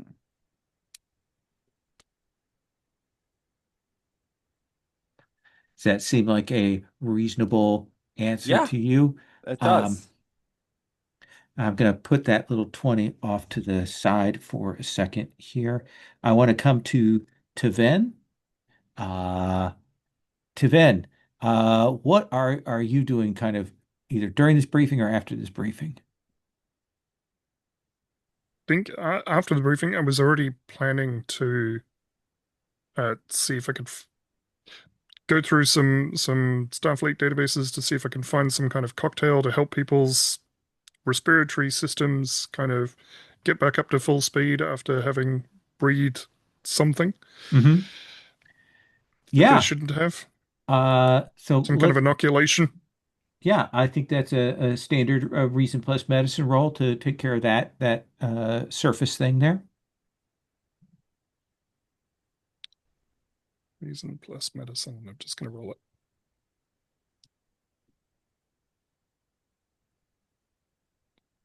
Oh, one success.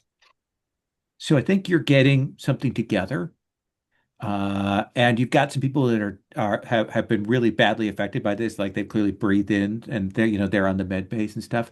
And I think as you're looking over, you've given the orders, and you will see one of your nurses go and prepare a hypo spray, and you're supposed to like give like zero point 0.5 cc's of whatever it is, and you will see them fill up the hypo with 10 cc's and go over to inject it into this person. What do you do? I'm just going to move to try and grab their wrist. And you grab it, and they're like, Commander, The dosage is not correct, nurse. you said zero point 0.5 cc's, right? This hypospray contains double that amount. No, it says zero point 0.5 cc's. And I'm going to look. Looks to you like it's 10 cc's.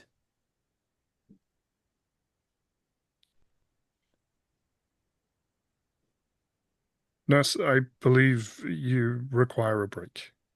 Uh, uh, all right, Commander. They don't question the Vulcan. Moreno, you will get into the lift, and you will see, you're going back up to the bridge, and it will stop at a floor, and the uh, doors will open, and you will see kind of steps into the the the lift with you, um, is uh, Commodore Shelley.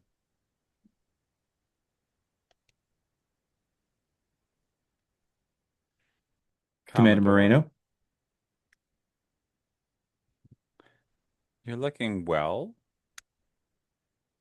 I am. And how are you Bit doing?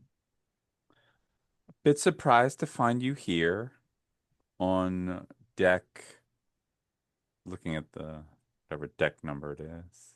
37. Well, you're failing this command, so of course I would show up. Putting the whole crew in danger. Everything's going to fall apart because of you. If you can't handle this, what can you handle?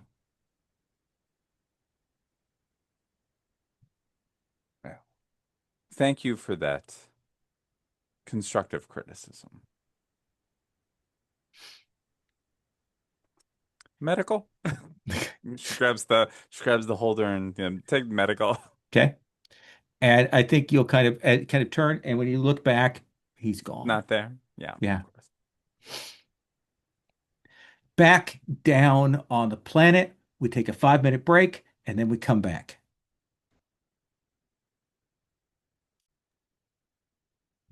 So, Captain Escarra, we'll come to the Chivilik's role here for leading you through this storm. Your Andorian security comms officer is probably like the best person you could possibly have to do what you're about to do here.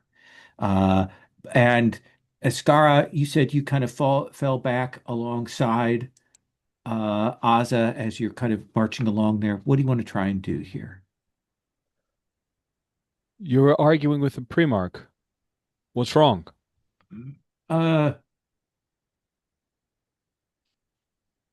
uh,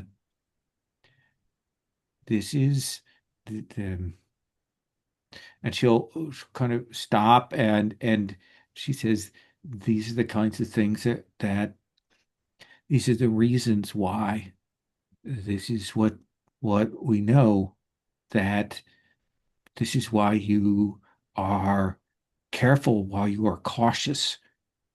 I do not know if this is the quelling or not, but but but it may well be. What is the quelling?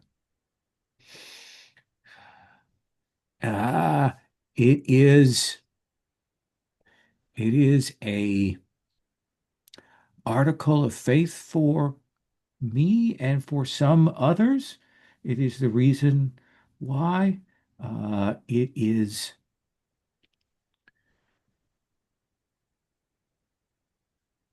is the disaster that has visited our world. Uh, we we do not know much about the world before the quelling, but we know that it changed things, and there are older records that say it was the quelling that we suffered was not the first.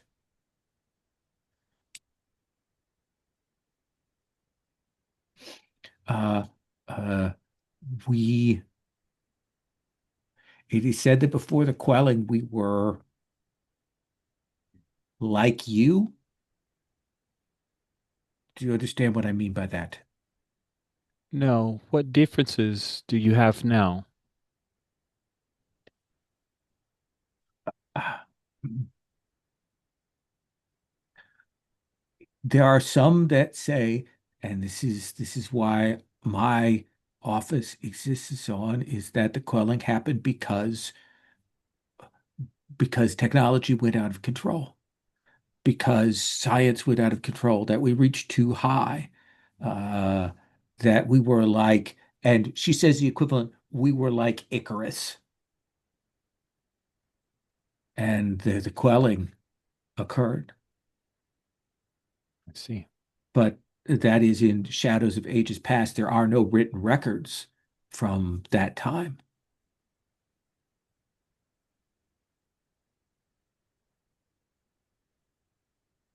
But there are no details of what the quelling was. So I do not know if this is what that is. And but then also says, but I do not understand why it's here. why it's happening here.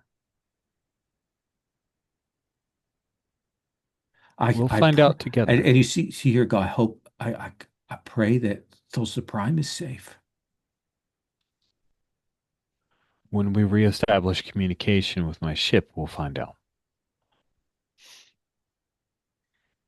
And she will say, this is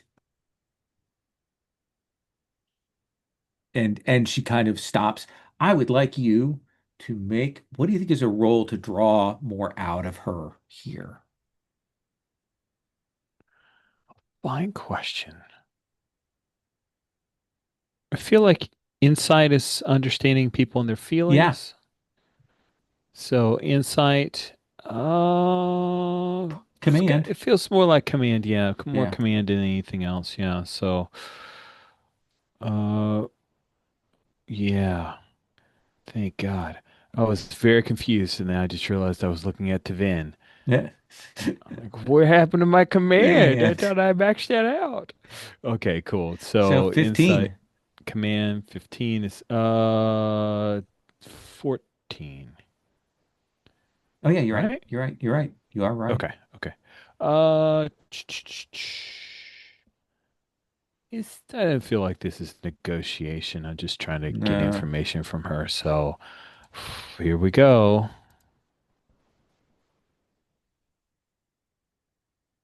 Weird. The dice aren't dropping on the table for me, but I can look, and that is a one success. Wait, 14. So Two it's at successes. Yeah. two. At or Okay, below. okay. She will say, uh,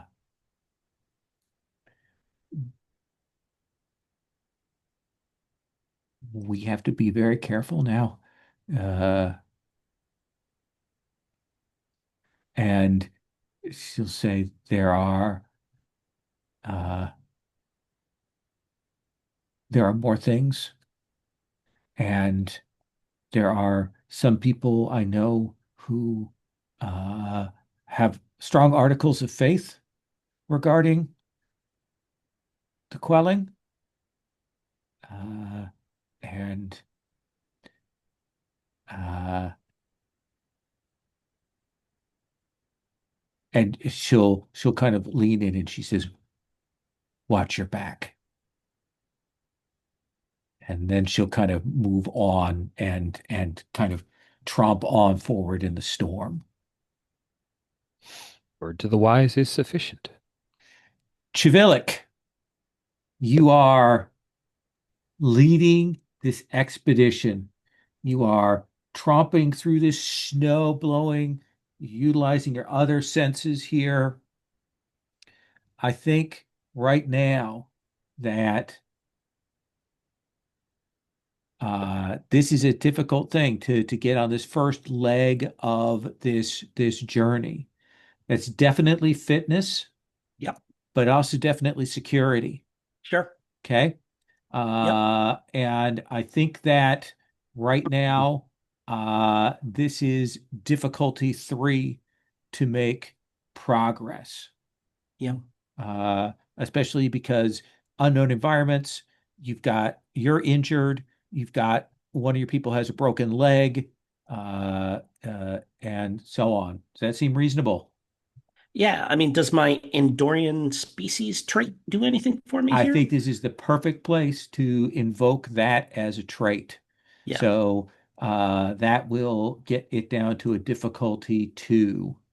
Okay. So I'm going to, we got two in the momentum pool. I'm going to spend, actually, this feels important enough. I'm going to spend my determination on this. Okay, so that's 2 successes before we even start. Yep. And the Federation is my clan now. Okay, I am leading, like this is like it's like I'm on Andoria being asked to lead, my clan to a place of safety during, one of these the like colossal planetary storms that we have there. okay, So, yeah, I'm gonna go ahead and do that. I will nonetheless, I will go ahead and spend one of those momentum in the okay. pool, and I'm gonna throw three dice here and see how I do.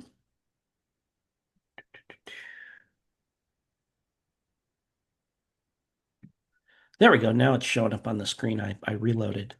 Okay. So I've got two hits there. Two successes. So we've got four successes. So you've got two additional successes. So now you've got a couple of things you could do with that.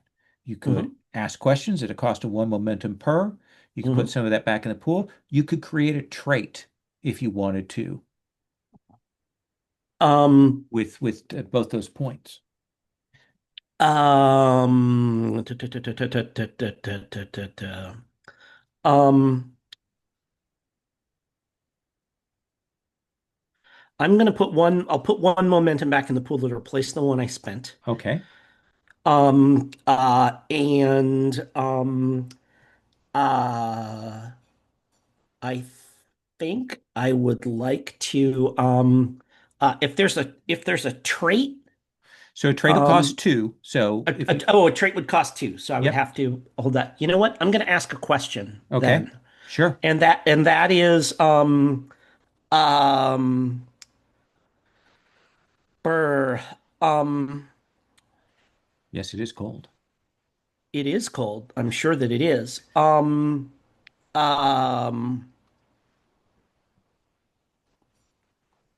I guess the like, who knows more about this than they're letting on I about th what's going on here? I think that of the people you're seeing march along, uh, that uh, like the person whose attitude and approach and everything has changed is Sequent Dozen. Uh, and there is a very different fire in their eyes right now, In what sense? in the sense of they're eyeing everybody up and judging how easy it'd be to kill them. Okay. All right. They like you can read the murder is like you're not sure whether it's a killing them because they're crazy or killing them to help them survive or whatnot, but their mode and so on has changed. And you'll realize that the Primarch hasn't noticed, the recorder hasn't noticed. Okay. Then I'm gonna make sure I keep an eye on them. Okay. And I'm gonna um I'm gonna start occasionally like barking at them to make sure they're helping people. Okay. To to make it clear that I'm paying attention to what they're doing. Absolutely. I like that. I like that. Uh, and I imagine we do get here a montage, like at some point you hit it shouldn't be here, but the ground has shifted and there's like an icy semi-cliff face, and you have to find the path up, and we see the Andorian, what is it called again? What is the axe It's an called? Ushan. The Yeah, Ush and like come up my back and I kind of flick it. It goes ching, and it comes out, and I do the thing where like hunk it into the ice, and somebody else I like set my knee. They step up. They step on the axe to get up and kind of use it as a little ladder and stuff. And like it's clearly got Absolutely. uses beyond just bashing people in the head. And I think you will get to the top of this, you're probably about halfway through, but like everyone's exhausted. You need to find some kind of cover and shelter up here at the top of this just to like catch your breath and so on, because you don't have supplies.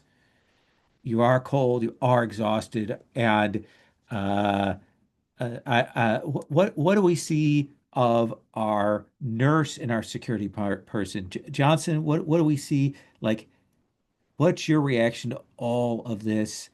What's your mode?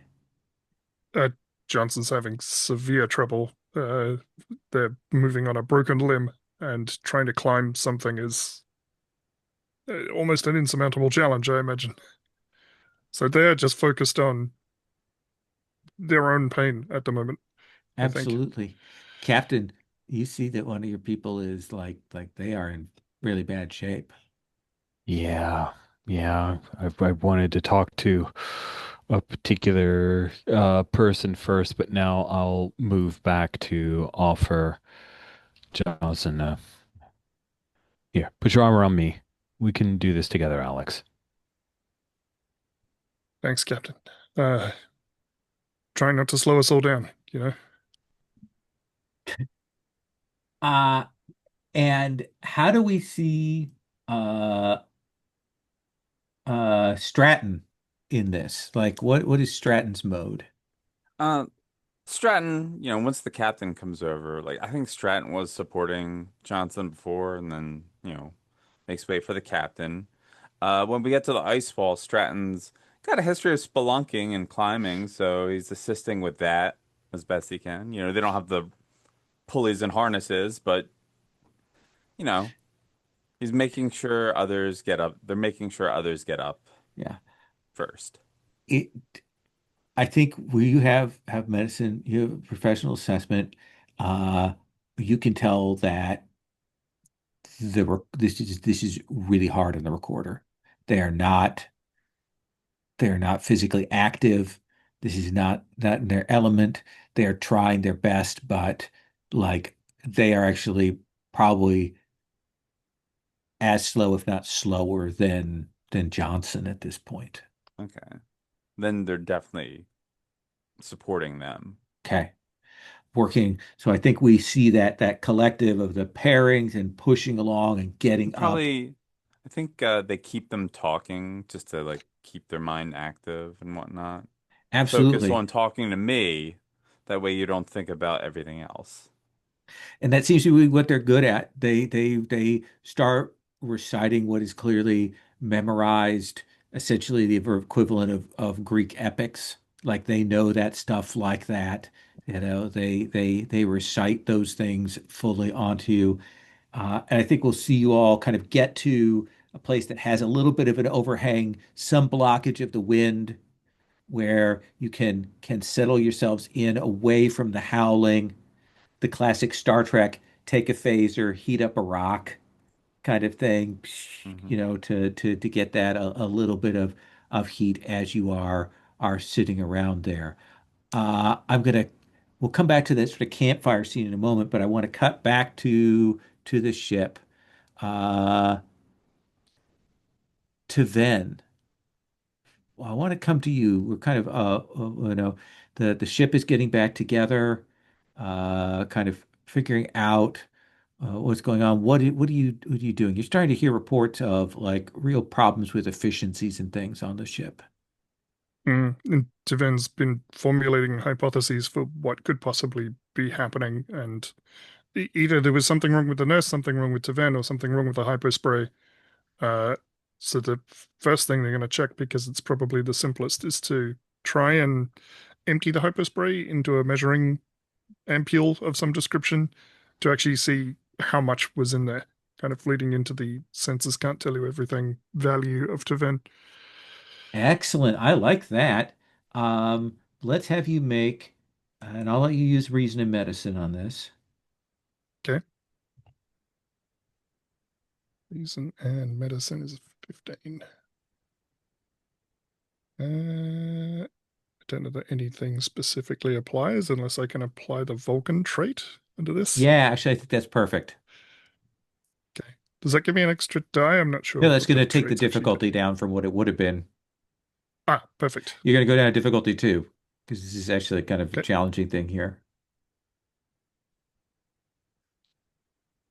Nope. 17 and 19. Do you want to spend your determination to reroll that? Yeah, Okay. I do. It's important.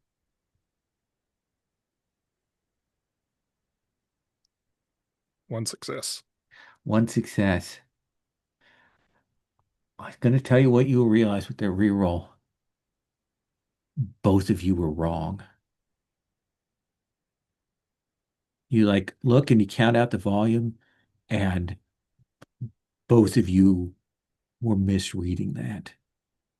And you start looking around and you go, we're not reading things right. We're not reading the numbers right. We're not reading the displays right. We're not, something has happened. Mm-hmm. Um, but I think then you will see yourself standing there. Have you figured it out yet, Taven? You say to yourself.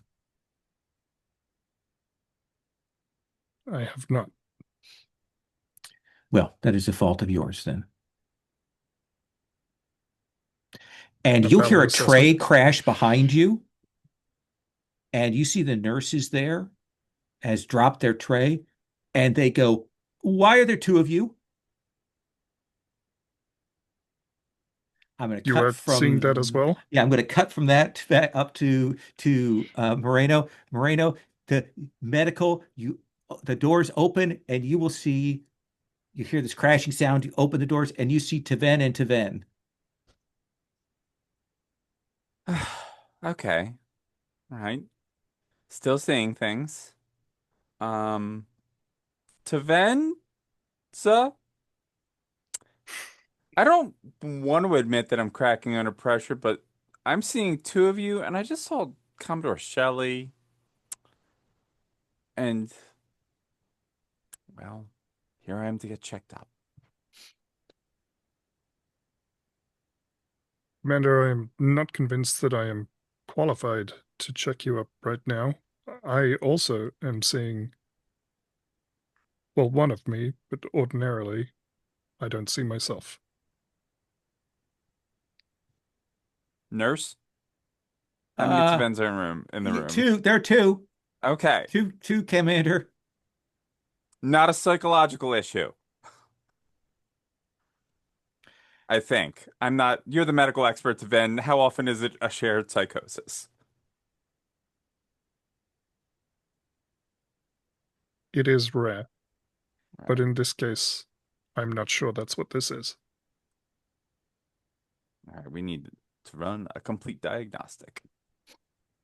And the other Taven will look at you, Taven. A diagnostic will not work. We are not able to trust our senses.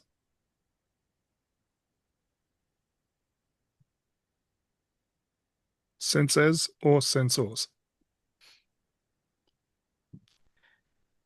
And the other Taven will reach out for you, Yes. Taven. Okay. In a threatening manner or in a It reaches his hand to touch you. I'll allow it. Okay. Uh, why don't you take 6 stress? As it Okay. touches you, and as soon as it touches you, you feel just this absolute burning pain in your shoulder as it does that, and then it is gone. Uh, and you kind of look, and there is literally a handprint on you where your skin has sort of turned colors and is burning. Not burning, but feels like a burn. Taven has fallen back against one of the beds and says to Commander Moreno, I do not recommend interacting with the hallucinations, Commander. You think? I, I think we could Correct. rule out hallucinations. Audio, visual, and physical response. So,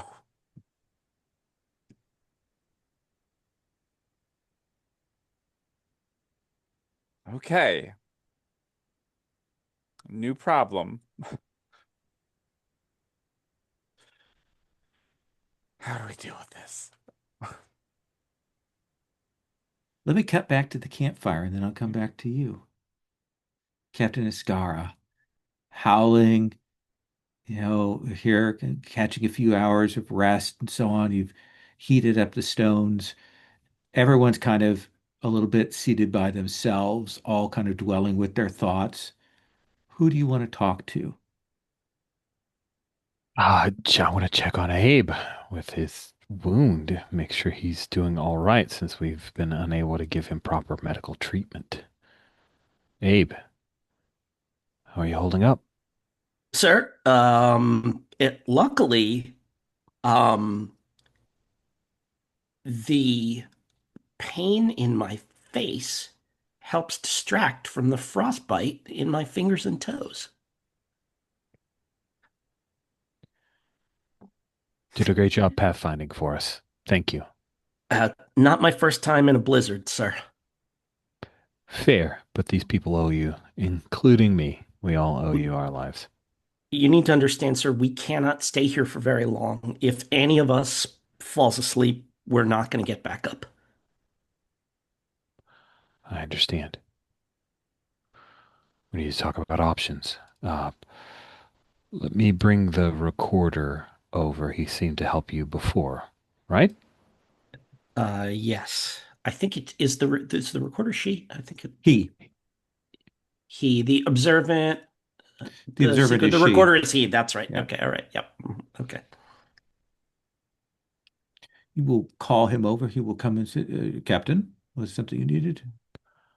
We won't be able to stay here long. Where else can we find shelter? More substantial shelter. On the way to the vault, I told your commander here, Chivilik, what I knew of the directions, but the landscape is being torn and changed. I don't. We will have to make our way as fast as we can to the vault. I do not know if anything remains as a sheltering place between here and there. We just got to get there, sir. Okay. All right. And I'll look over the group. I'll look at Alex, our injured leg security officer, see if anyone else will need help moving and stand up. Recorder? Go ahead. Recorder? Yes. Kind of, and like while he's kind of leaned in and we could sort of kind of talk quietly amongst the three of us. Um, uh,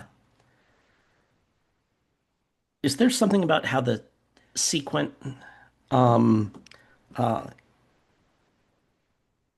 uh, something about how the sequent keeps laying his hand on his sword that we should know about? Uh, the, I had not noticed that. Uh, he is the guard to the Primarch. Was someone making a move towards her? Hmm. Not that I'm aware of. It's probably nothing. Thank you. Oh.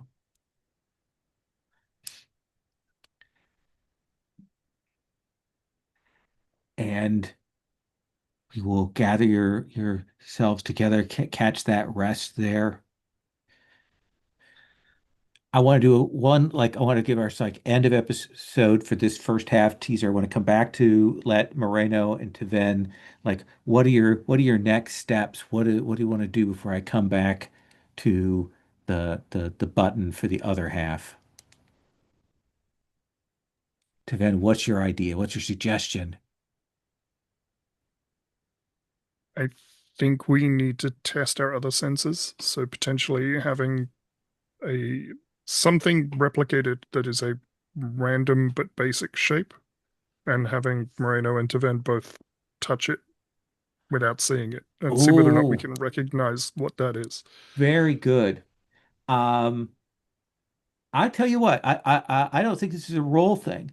I think that uh, you will test this and you realize that your sense of touch is unaffected, your sense of smell is unaffected, your balance doesn't seem to be affected, uh, and your hearing is unaffected. Like, like you have the computer read something back to you, and everybody can understand what it's saying and agree on the shared meaning. It's purely like visual stimuli that seems to be getting messed with. Does that seem like a reasonable answer to your question? That's perfect. Okay. Moreno. I think we cut to the bridge and open all hailing command to the entity that is interfering with the crew on this ship and myself and the planet. I've set a spread of photon torpedoes targeting the sphere that encompasses that planet because that is my It's best. not, it doesn't encompass, it is in orbit around the planet. Oh, in orbit? Yeah. Okay. Yeah. Yeah. So then setting a spread. Maybe you should talk to us. I think like I'm trying to test my values because this is not being diplomatic. Yeah, you're challenging that, aren't Yeah. you? Yeah. Okay. I will give you a point of determination. Because this is a bad, like, this is a good bad cliffhanger. Bad And idea. I think you will load up the photon torpedoes and you will lock onto the sphere. Hopefully, people will be able to do the targeting when they can't Yeah. actually read the comms and stuff. We'll come back to that. Chivilik, Escarra, uh, uh, I'm going to give the button on your episode. I think you're getting yourselves together. You're gathering yourselves again. It's dark. The snow is gonna, is blocking sight. You're gathering yourselves, uh, and you will hear and you will look around, and in classic Trek fashion, everyone will gather and kind of run out, and you will see sort of towards the mouth of the cave. You will see that the recorder is lying there in the snow, dead. I look immediately to the sword wielding sequent. And he's standing back like he's also clearly confused. And I think Chivilik, as you go and you kind of check the body, you will see that there are burned handprints on his throat. And that's what we're going to have as our button, as our hold off for the next episode. We will take up with trying to get to shelter with these deadly phantoms, with this terraforming thing, with the quelling and so on, and figuring out how to get around these visual hallucinations. And that will be our next episode. Sound good? Okay. Awesome. Let's do quick stars wishes here, if we could. Let's start aboard ship, Captain Moreno, Commander Moreno. Okay. I was like, wait a second. I Might as well love be captain. You're captain now. Feel promotion. no. No. Yeah, no, I loved Taven's way to test to see what senses are working. I love again, Lowell, you're so good at the pacing and the splitting and the jumping back and forth.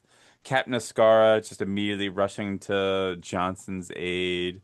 Javilla like, yeah, look, I've lost three eyes before. This is no big deal. I'll get us through this.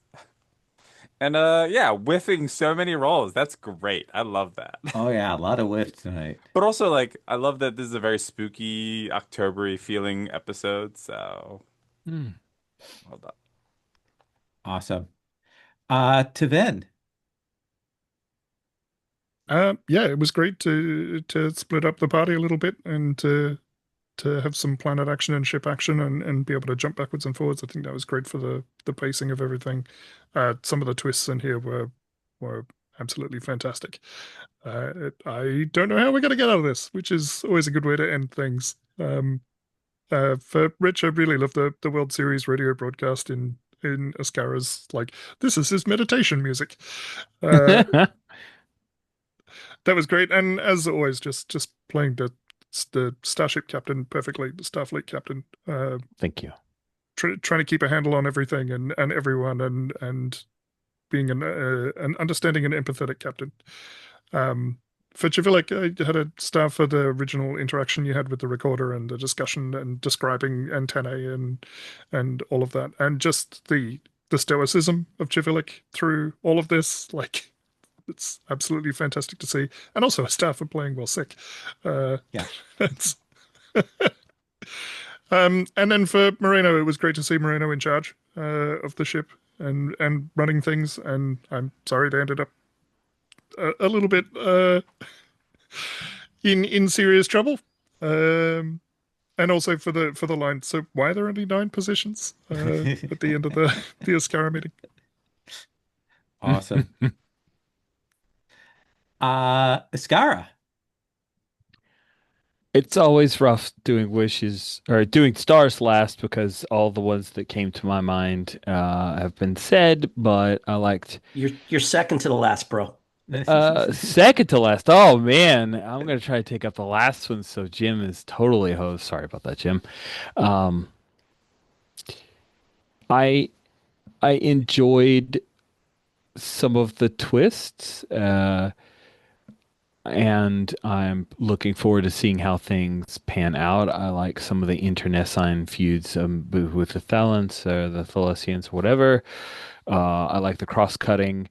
I understand that we have secondary characters, but I kind of prefer the main characters just cross-cutting. I would rather sit tight and be audience for a bit personally. Just like I enjoyed this. Hmm. Um, it's always difficult going last when you don't go last. I'm just talking about Jim going last. Anyway, wishes, I hope it makes sense. This has been really confusing and a little bit frustrating of where like everything we try makes no sense and everything's wonky and weird. I tried to stay shy of being frustrated because I felt like there was the like I don't know, I just was super confused. Like everything is wonky. It felt very dream sequence, and that's my least favorite kind of story of all time. So worried but excited and have trust in Lowell, so I'm here for it till the end. No, no, I appreciate it. It is meant to be disorienting than this first part. My sort of my intention. Yeah, I do have reasons, and I can think of a lot of ways that you guys can find solutions. So, I hope we but also think of them. yes. Otherwise, it would be that OSR system of like the referee, looking askance at the people who weren't smart enough to figure out their puzzle. Oh, I have never done that to anybody. Well, no, not for a number of years. Okay. Yeah. I used to be a terrible. I used to be a terrible Not GM. recently. Yeah, no. No, there's a hard point in my evolution as GM that's like, what the fuck am I doing? That I changed from that. And Chivilic. Yeah, this is like this is a game that it's worth going, maybe pushing my recovery by a day that I might otherwise not have to be part of. You saw me kind of pounding tea throughout the whole session, so I appreciate everybody's patience while I was kind of had to occasionally cough and stuff. But um uh Jolene, you did a thing that we haven't seen yet, which was you challenged one of your values. You reminded us like a mechanical thing that there's a way to like get extra determination or recover it and stuff like that. It's a thing that hadn't happened yet, and it reminded me that that's a thing that we can do, and that was cool to see a thing that is in the system, but not necessarily a thing that comes up every episode. And so I appreciate you um, uh, like calling it out and saying what it did, and then rolling with it because that's we're kind of learning as we go here too, and that was a great example of that. So I really appreciated that. Um, uh, Mike, I have no idea what the deal with that bread is, but like it was great. Like I very much want to know what's going on with that bread. And it was funny. I was thinking like, and the ship gets rocked and you walk into sickbay and there's a hairline crack in the cover over the bread, so like that. But like I totally want to, and like it could totally be that it's just Taven is trying to learn how to bake. It could be there's something weird going on with it. We don't know, but just like that little non sequitur, I love that, and it can show up later or not, and it's and I thought that was great. That was really cool. Rich, I wrote down before anybody else went ball games in the background.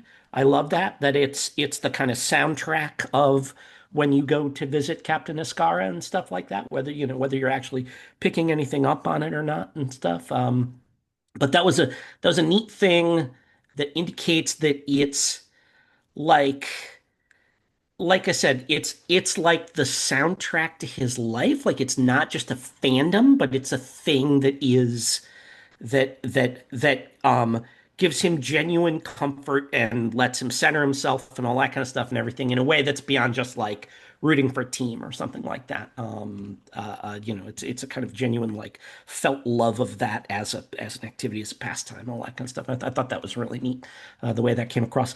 And lol, speaking of like before and after GMing things, like things that you learn as a GM, you said, "Oh, there's a complication. How badly hurt did you get, player?"